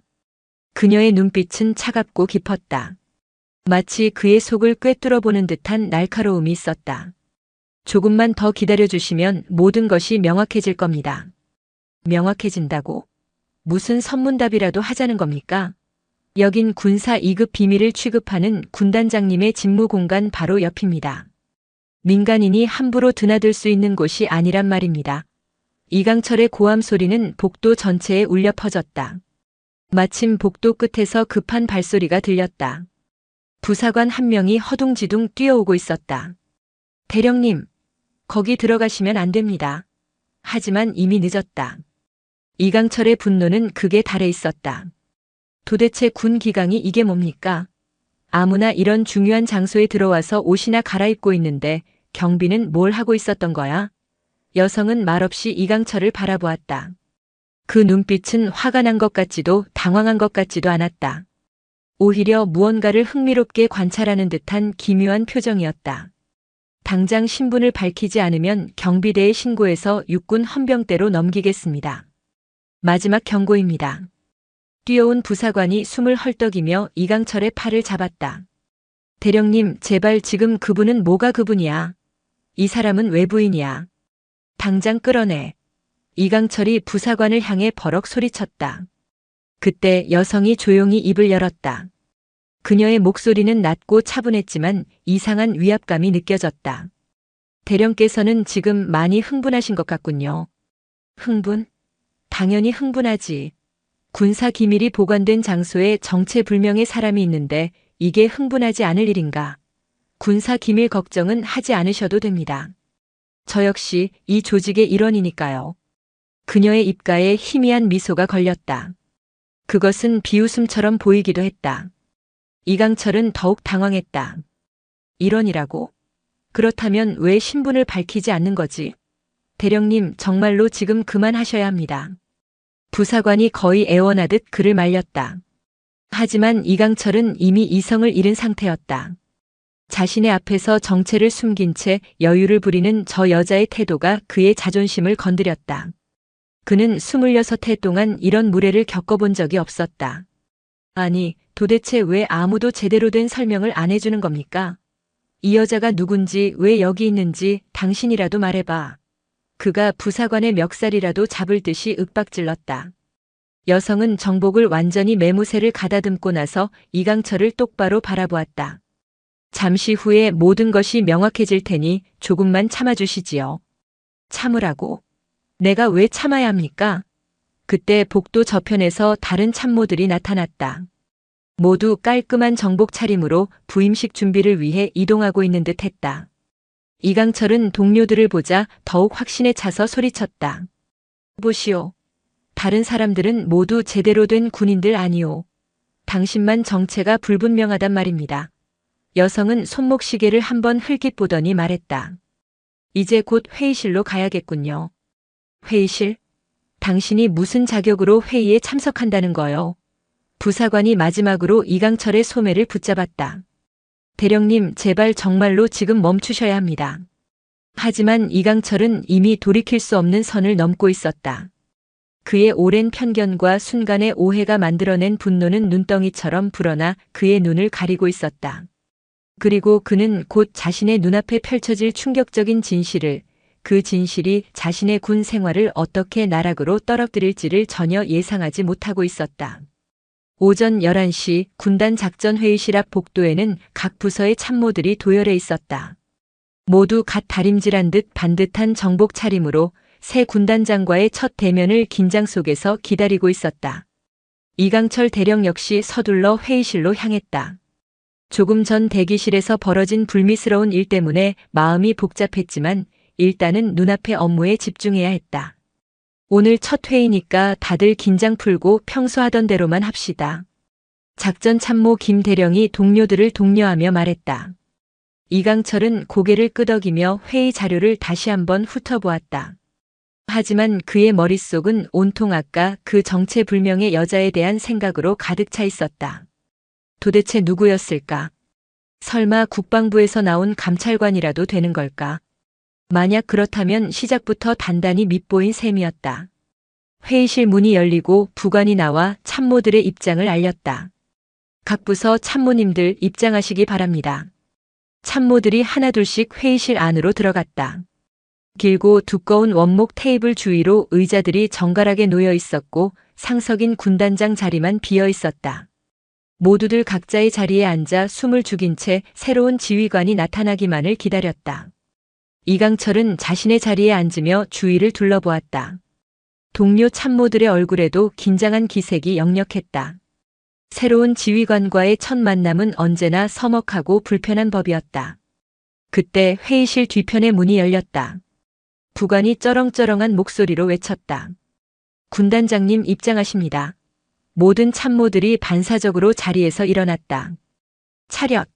하는 구령이 회의실의 공기를 가르자 모두가 꼿꼿한 자세로 서서 문 쪽을 바라보았다. 문이 완전히 열리고 완벽한 정복 차림의 한 인물이 안으로 들어섰다. 그 순간 이강철은 온몸에 피가 얼어붙는 듯한 충격을 느꼈다. 그의 눈앞에 서 있는 사람은 바로 1시간 전 대기실에서 그가 온갖 모욕적인 말을 퍼부었던 바로 그 여성이었다. 하지만 지금 그녀의 모습은 그때와 완전히 달랐다. 그녀의 단정한 정복 어깨 위에는 대한민국 육군 중장을 상징하는 3개의 별이 형광등 불빛을 받아 서늘하게 빛나고 있었다. 금빛으로 빛나는 별 3개가 그의 눈을 찔렀다. 이강철의 머릿속이 새하얗게 비워졌다. 제5군단장 육군 중장 한지수입니다. 그녀가 당당하고 힘있는 목소리로 자신을 소개했다. 모두 착석. 참모들이 일제히 의자에 앉았지만 이강철만은 여전히 그 자리에 못 박힌 듯 서 있었다. 다리에 힘이 풀려 주저앉을 수도 그렇다고 제대로 서 있을 수도 없었다. 온몸이 사시나무처럼 떨리기 시작했다. 한지수는 회의실을 천천히 둘러보다가 이강철에게 시선을 고정했다. 차갑고 날카로운 시선이었다. 거기 서 있는 분 인사참모 박태준 대령 맞으시죠? 예, 그렇습니다. 이강철이 간신히 대답했다. 목소리가 염소처럼 떨려 나왔다. 아까 지휘관 대기실에서 뵌 분이시군요. 한지수의 목소리에는 어떤 감정도 실려 있지 않았다. 그래서 더 무서웠다. 그때 보니 목소리가 상당히 우렁차시던데 상관에 대한 기본 예의는 배우지 못하셨나 봅니다. 순식간에 회의실 안의 공기가 얼어붙었다. 다른 참모들은 무슨 영문인지 몰라 서로의 눈치만 살피고 있었다. 이강철의 등줄기에서는 식은땀이 폭포수처럼 흘러내렸다. 죄송합니다. 정말 죄송합니다. 이강철이 떨리는 목소리로 사과했다. 그때는 군단장님이신 줄 미처 몰라뵈었습니다. 몰라봤다고 하셨습니까? 한지수가 고개를 살짝 기울였다. 그렇다면 다행입니다. 만약 내 신분을 알고도 그런 무례를 범했다면 오늘 이 회의에 앉을 자격은 없었을 테니까요. 이강철은 더 이상 아무 말도 할 수 없었다. 자신이 얼마나 끔찍하고 돌이킬 수 없는 실수를 저질렀는지 뒤늦게 깨달았다. 군 조직에서 그것도 첫 대면에서 상급자에게 그런 모욕적인 언행을 한 것은 용서받을 수 없는 하극상이었다. 한지수가 회의 자료를 펼치며 말했다. 앞으로 이 부대를 함께 이끌어갈 참모진들과 인사를 나누고 싶었는데 첫 만남이 이렇게 되어서 유감입니다. 다른 참모들도 이제 대강의 상황을 파악했다. 이강철이 무언가 엄청난 실수를 저질렀다는 것을 눈치챈 것이다. 모두들 조심스러운 눈빛으로 이강철을 힐끔거렸다. 하지만 이미 벌어진 일이니 앞으로는 서로 존중하며 일해봅시다.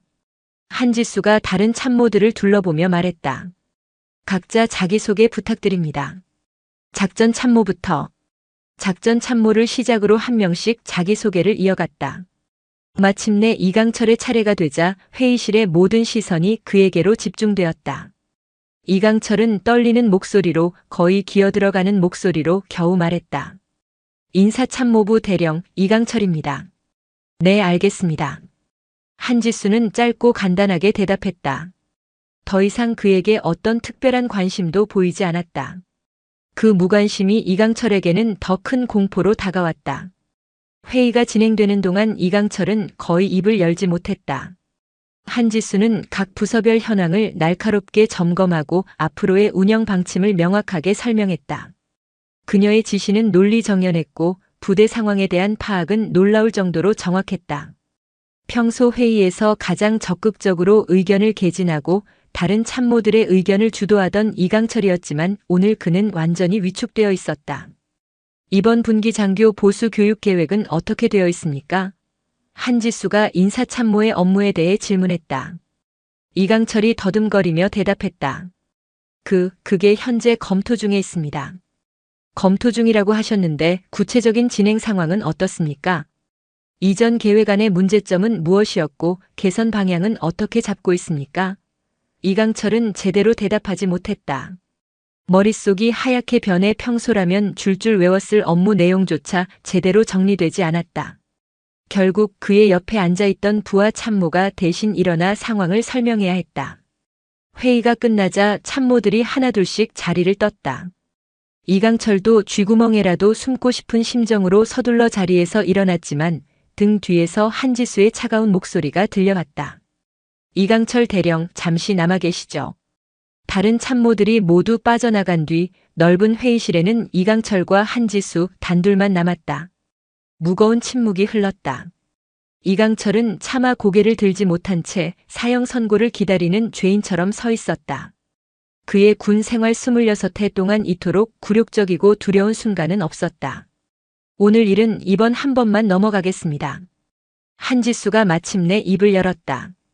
그녀의 목소리는 여전히 차분했지만 그 안에는 강철 같은 단호함이 서려 있었다. 이강철은 뜻밖의 말에 희미한 안도의 한숨을 내쉬려다 이어지는 그녀의 말에 다시 숨을 멈췄다. 하지만 앞으로는 실수하지 마십시오. 군인으로서 상관에 대한 기본적인 예의는 지켜주시기 바랍니다. 그리고 그녀는 잠시 말을 멈췄다. 이강철이 긴장하며 다음 말을 기다렸다. 대령의 그 낡고 편협한 생각이 다른 부대원들에게 전염되지 않도록 각별히 주의하십시오. 이곳은 당신의 아집을 펼치는 곳이 아니라 국가를 위해 헌신하는 군대입니다.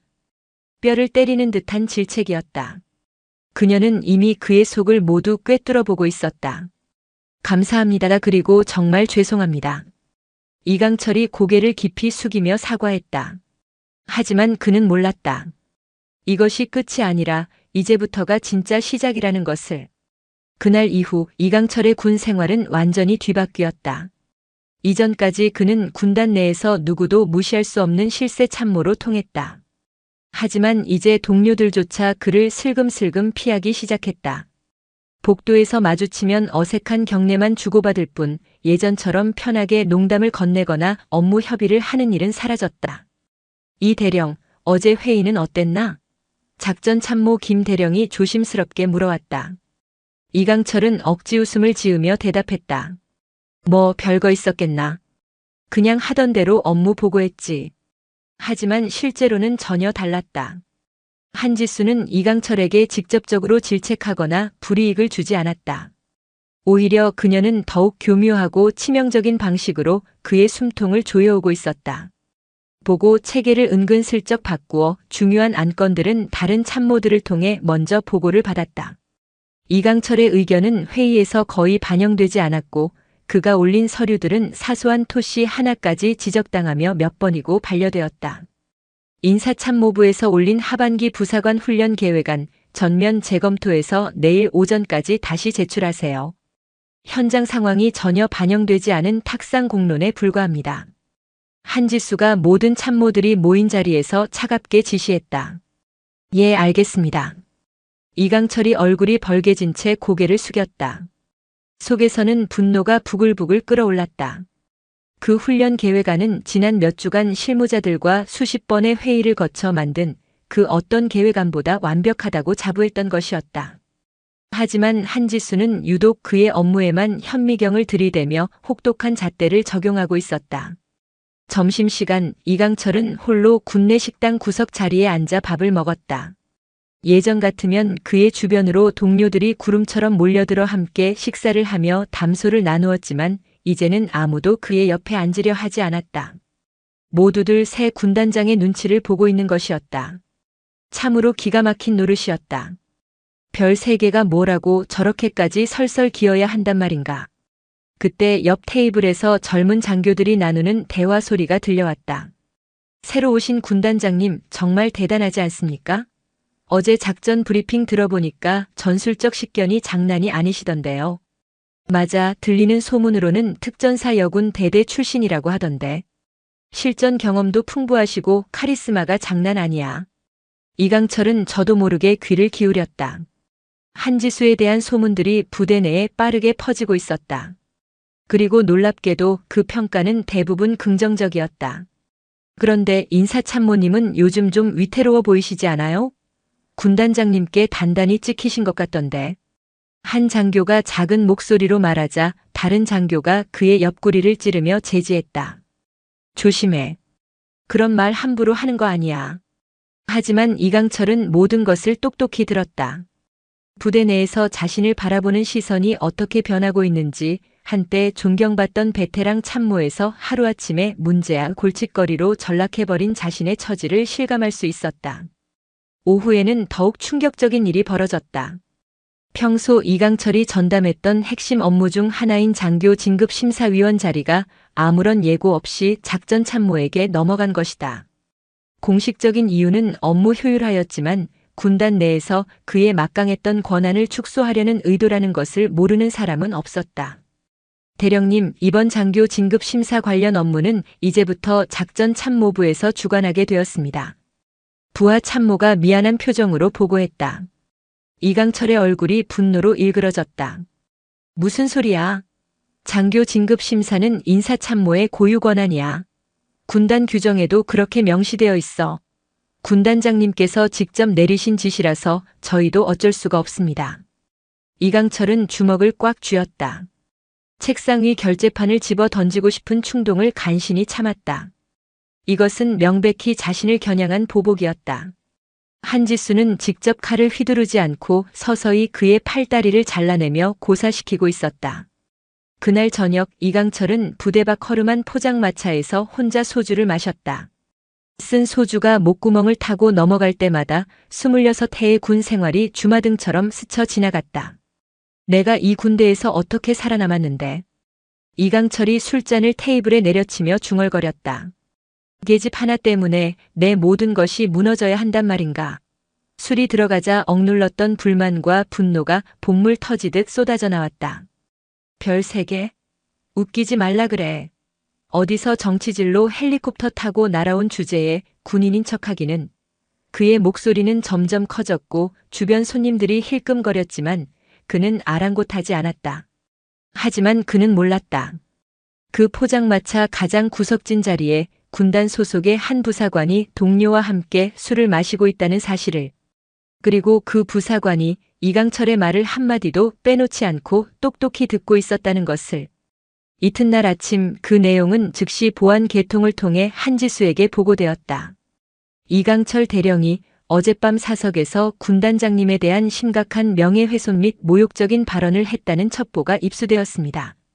보안 참모의 보고를 받는 한지수의 표정에는 아무런 변화가 없었다. 그녀는 서류에서 눈을 떼지 않은 채 물었다. 구체적으로 어떤 내용이었습니까? 여성 군단장에 대한 비하 발언과 정치적인 배경으로 진급했다는 식의 유언 비어를 유포했다고 합니다.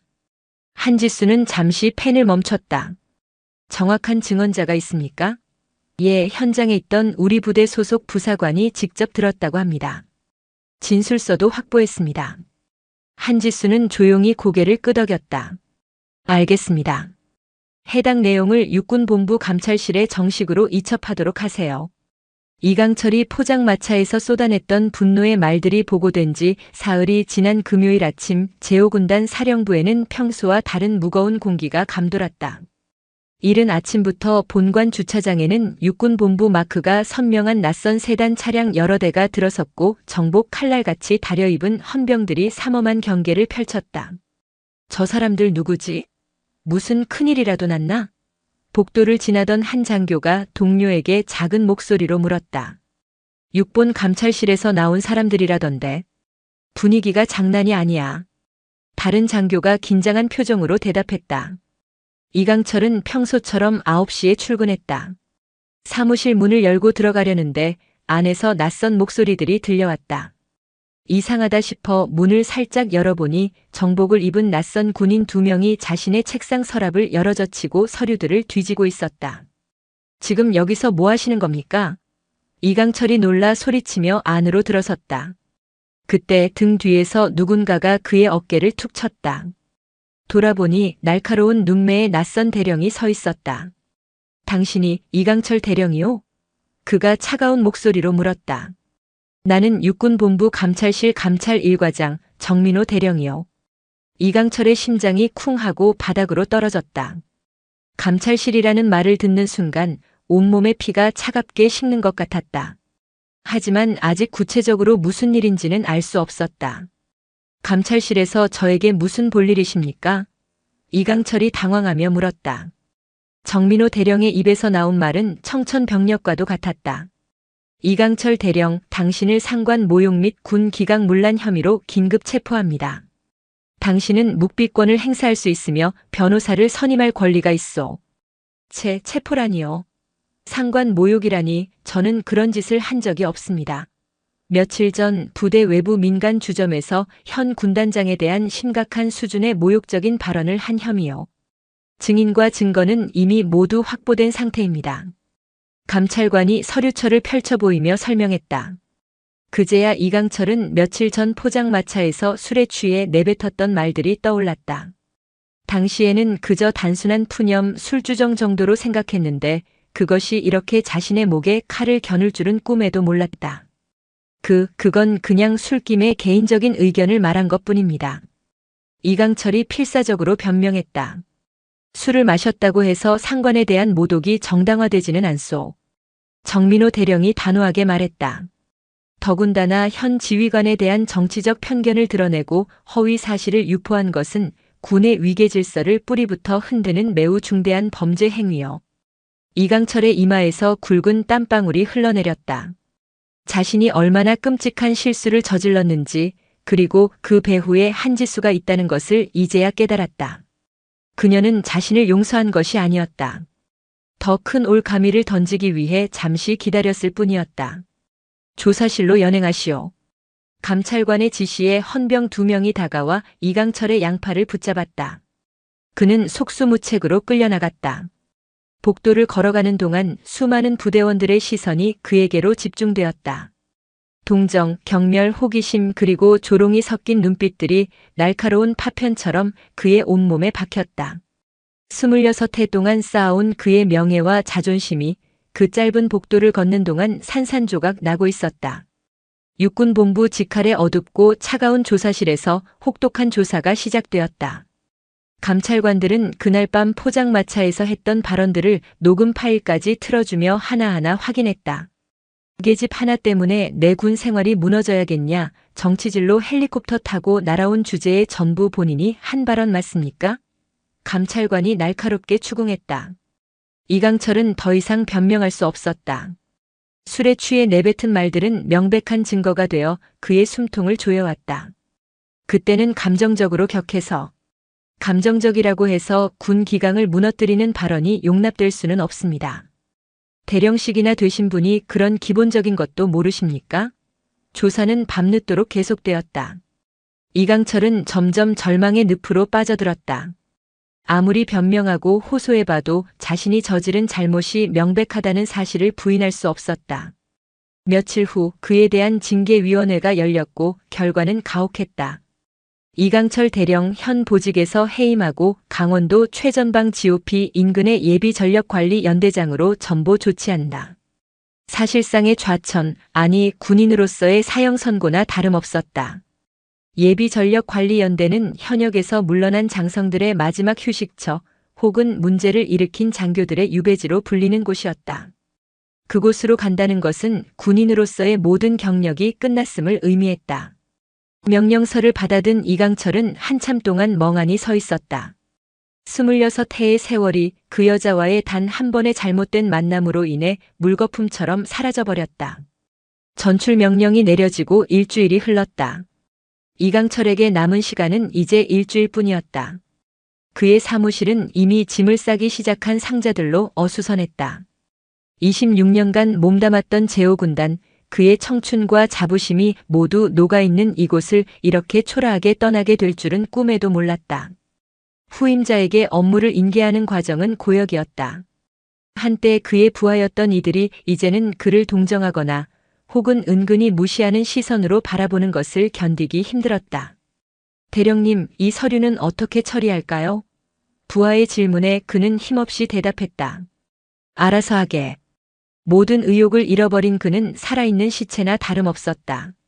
전출을 사흘 앞둔 어느 오후 이강철은 마지막 업무 정리를 위해 본관 지하에 위치한 기록실로 향했다.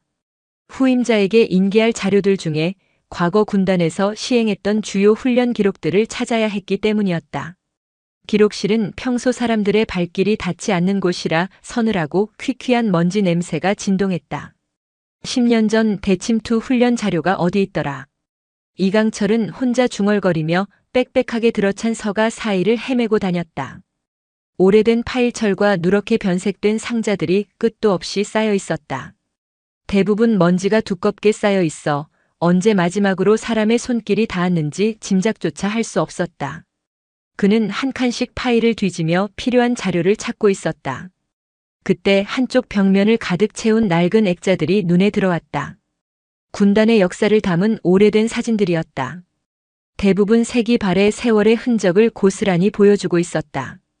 이강철은 무심코 액자들을 하나씩 살펴보기 시작했다. 그러다 그의 시선이 한 액자에 멎었다. 해외 파병 특수임무단 이라크 자이툰 부대. 그는 액자 아래쪽에 적힌 작은 명패를 읽었다. 사진 속에는 사막의 모래바람을 배경으로 검게 그을린 얼굴의 군인들이 서 있었다. 배경으로는 총탄 자국이 선명한 폐허가 된 건물이 보였다. 전쟁터의 살벌한 긴장감이 사진을 뚫고 그대로 전해지는 듯 했다. 이강철은 사진 속 인물들을 하나씩 자세히 뜯어보았다. 대부분 건장한 체격의 남성 군인들이었는데 그들 한가운데에 유일하게 한 명의 여성이 서 있었다. 키는 그리 크지 않았지만 사막의 태양보다 더 뜨겁고 강렬한 눈빛을 하고 있었다. 이 사람이 이강철은 눈을 비비고 사진을 더 가까이 들여다보았다. 그의 심장이 거세게 뛰기 시작했다. 그 여성은 다름 아닌 한지수였다. 지금보다 훨씬 젊고 앳된 모습이었지만 그 얼음장같이 차갑고 날카로운 눈빛과 당당한 자세는 지금과 똑같았다. 사진 속 그녀는 부하들을 이끄는 지휘관의 모습 그 자체였다. 이강철은 액자 옆에 붙어있는 더 자세한 설명을 읽기 시작했다. 이라크 파병 제1진 특수임무대대 작전과장 윤서연 소령. 현지 무장 세력과의 교전 12회, 아군 피해 전무. 특히 사막의 여우 작전에서 적의 기지를 야간 기습하여 피랍된 다국적군 5명을 전원 무사히 구출하는 데 결정적인 공을 세움. 이강철의 입이 떡 벌어졌다. 한지수가 단순한 행정장교나 정책통이 아니라 실제로 피와 총탄이 오가는 전쟁터에서 싸운 진짜 전투군인이었다는 사실을 처음 알게 된 것이다. 그의 손이 희미하게 떨리기 시작했다. 설명은 계속 이어졌다. 다른 액자에는 소말리아 해적으로부터 우리 선박을 구출한 청해부대의 사진이 걸려 있었다. 아덴만 여명작전 제2팀 돌격팀장 윤서현 중령. 인질 구출 작전 최선봉에서 팀을 지휘 해적 5명 사살 8명 생포. 인질 21명 전원 구출. 사진 속 한지수는 해군 함정 갑판 위에서 얼굴에 위장크림을 바른 채 작전 지시를 내리고 있었다. 그녀의 주변에 있던 UDT실 대원들이 모두 절대적인 신뢰의 눈빛으로 그녀의 말에 집중하고 있는 모습이었다. 이강철은 거대한 망치로 머리를 얻어맞은 듯한 충격을 받았다. 자신이 그동안 얼마나 어리석고 편협한 생각에 사로잡혀 있었는지 깨닫기 시작했다. 그녀는 정치적 배경으로 별을 단 온실 속 화초가 아니었다. 목숨을 걸고 수많은 실전과 작전을 거치며 스스로의 능력으로 실력을 증명하고 피와 땀으로 별을 쟁취한 진짜 군인이었다. 마지막 액자에는 707 특수임무대대에서 훈련하는 모습이 담겨 있었다. 험준한 산악지대에서 완전 군장을 한 채 남성 대원들과 똑같이 진흙탕을 구르고 절벽을 오르는 그녀의 모습이 있었다. 남성 대원들에게 조금도 뒤처지지 않고 오히려 그들을 이끌며 앞장서는 모습이었다. 이분이 정말 이런 분이셨구나. 이강철은 너덜너덜해진 정신으로 중얼거렸다. 그는 사진들 앞에서 한참을 넋나간 사람처럼 서 있었다. 지난 몇 주 동안 자신이 그녀에게 보였던 경멸과 모욕, 그리고 비아냥거림이 주마등처럼 스쳐 지나갔다. 그녀를 단순히 여자 군단장으로만 보고 그녀의 능력과 경험을 애써 무시하고 깎아내리려 했던 자신의 모습이 너무나도 부끄럽고 한심하게 느껴졌다. 나는 얼마나 바보 같은 짓을 한 것인가. 그는 자책하며 고개를 숙였다. 그동안 이강철은 한지수가 자신을 의도적으로 괴롭힌다고 생각했다. 하지만 지금 돌이켜보니 그녀는 단지 군인으로서, 지휘관으로서 당연히 해야 할 일을 했을 뿐이었다. 실전에서 단련된 그녀의 날카로운 리더십을 자신의 굳어버린 관성과 아집으로 받아들이지 못했던 것이다. 이강철은 다시 첫 번째 사진, 이라크 사막에서 찍은 그 사진을 바라보았다. 사진 속 젊은 한지수의 눈빛이 새롭게 보였다. 그것은 수많은 죽음의 위기를 넘나들며 살아남은 자의 눈빛, 진짜 군인의 눈빛이었다. 저 험한 곳에서 부하들을 한 명도 잃지 않고 무사히 데리고 나온 분에게 나는 도대체 무슨 짓을 한 것인가. 기록실을 나오면서 이강철의 마음은 완전히 무너져 내렸다. 자신이 그동안 얼마나 좁고 편협한 세상에 갇혀 살았는지 뼈저리게 깨달았다. 한지수에 대한 모든 오해와 편견 그리고 증오가 한순간의 부끄러움과 존경심으로 바뀌어 있었다. 복도를 걸으면서 그는 생각했다. 나는 지금까지 진짜 군인을 알아보지도 못했구나. 겉모습과 성별만으로 한 사람의 모든 것을 판단했던 거야. 사무실로 돌아온 이강철은 책상에 앉아 한참을 멍하니 있었다. 며칠 뒤면 이곳을 떠나야 하는 절망적인 상황이지만 이제는 그것보다 자신의 잘못을 인정하고 진심으로 사과해야 한다는 생각이 간절해졌다.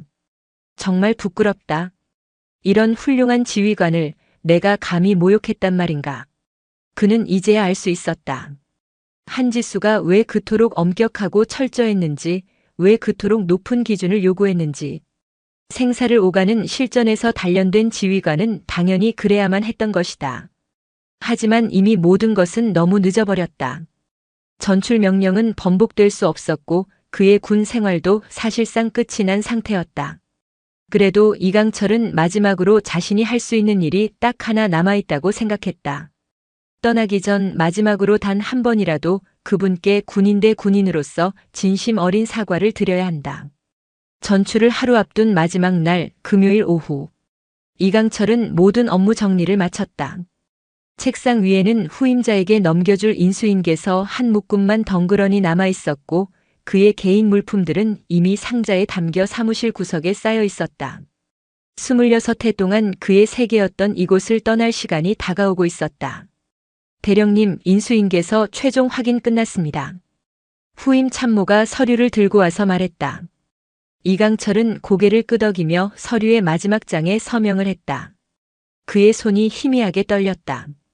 수고했네. 앞으로 부대를 잘 부탁하네. 열심히 하겠습니다. 그동안 정말 고생 많으셨습니다. 후임 참모가 깍듯하게 인사하고 나갔다. 이제 정말로 모든 것이 끝났다. 하지만 이강철에게는 아직 해야 할 일이 하나 남아 있었다. 어제 기록실에서 한지수의 진짜 모습을 알게 된 뒤로 제대로 된 사과를 하고 싶다는 마음이 밤새 그의 가슴을 무겁게 짓눌렀다. 이강철은 자리에서 일어나 거울 앞에 섰다. 그는 흐트러진 정복의 옷깃을 바로잡고 단추 하나하나를 정성스럽게 잠갔다. 구겨진 계급장도 반듯하게 폈다. 마지막이니만큼 군인다운 가장 반듯한 모습으로 그녀를 만나고 싶었다. 오후 5시 퇴근 시간이 가까워진 시각, 이강철은 군단장실 문 앞에 도착했다. 문 앞을 지키고 있던 경비병이 그를 보더니 놀란 표정을 지었다. 최근 그가 군단장실 근처에 오는 일은 전무했기 때문이었다. 이강철 대령님, 어쩐 일이십니까? 경비병이 정중하게 물었다. 군단장님께 잠깐 뵙고 싶다고 전해주게. 이강철이 차분하고 낮은 목소리로 말했다.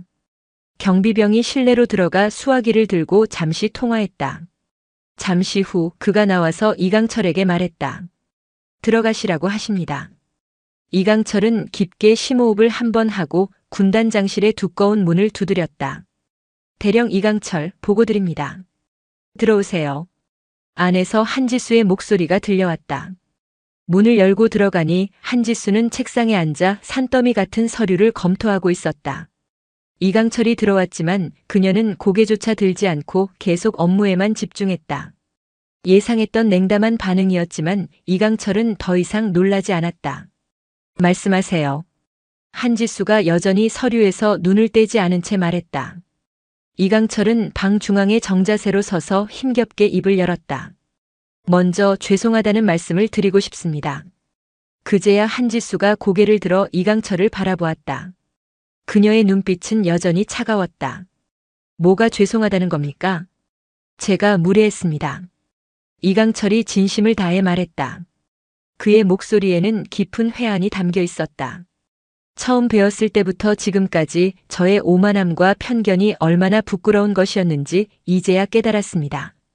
한지수는 들고 있던 펜을 내려놓고 의자 등받이에 몸을 기댔다. 그녀는 팔짱을 낀 채 날카로운 눈으로 이강철을 뜯어보았다.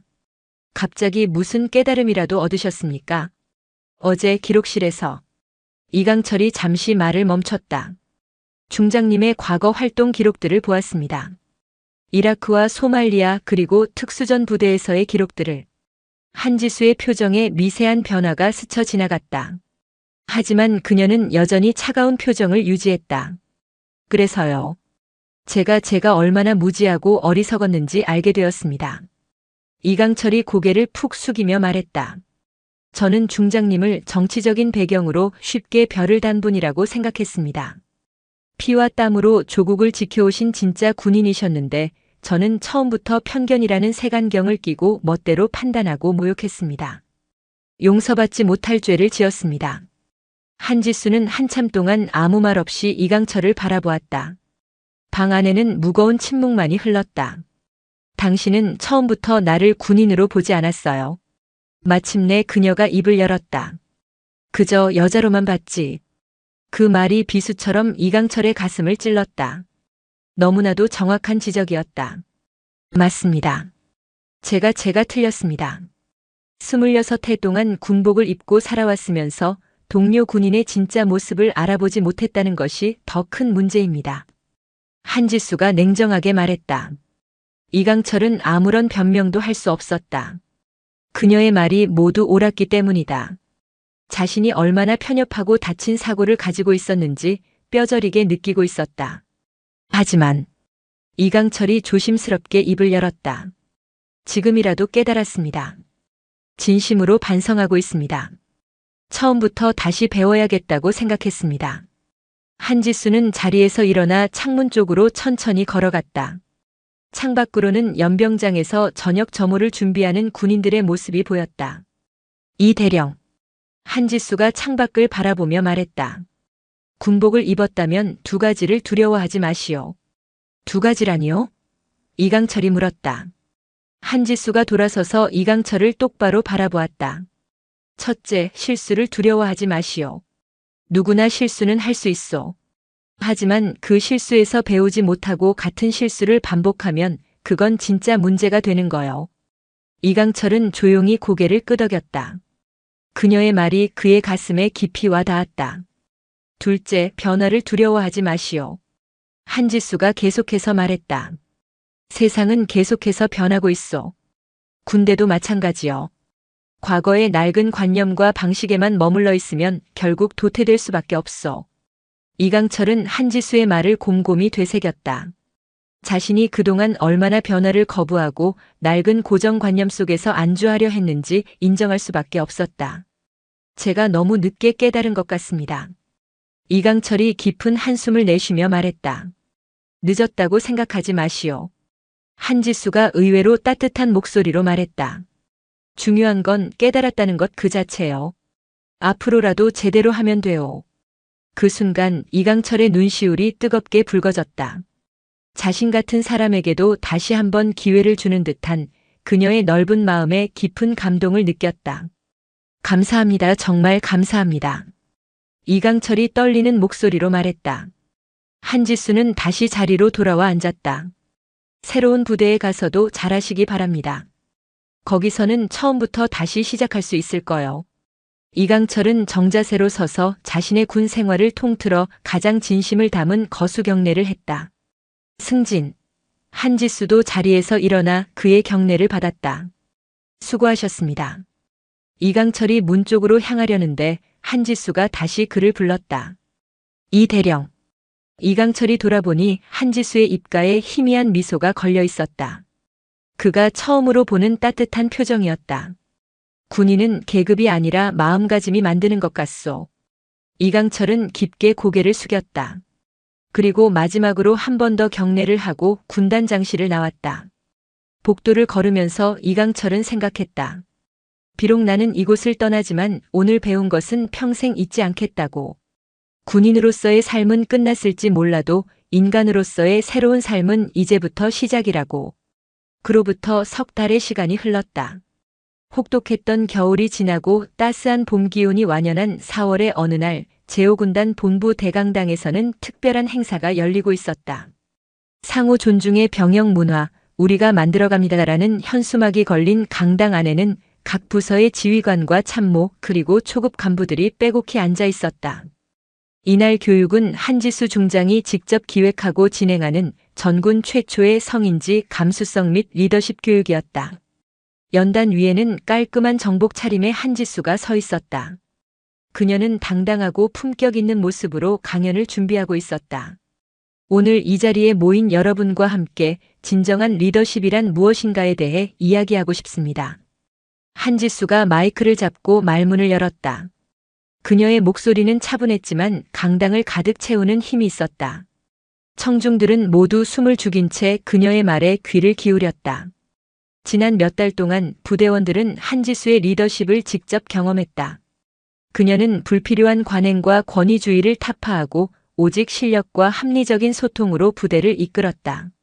처음에는 의구심을 품었던 사람들조차 이제는 그녀를 진심으로 존경하고 따르고 있었다. 진정한 리더십은 더 높은 계급에서 나오는 것이 아닙니다. 한지수가 계속해서 말했다. 그것은 상대를 존중하는 마음에서 시작되는 것입니다. 성별, 출신, 계급을 떠나 서로를 동료이자 전우로서 인정하고 존중할 때 비로소 진짜 팀워크가 생겨나고 우리 군은 더욱 강해질 수 있습니다. 강당 맨 뒤쪽 가장 구석진 자리에 한 사람이 조용히 앉아 있었다.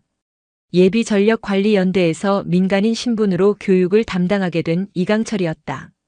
그는 오늘 교육에 특별 초청을 받아 이 자리에 참석했다.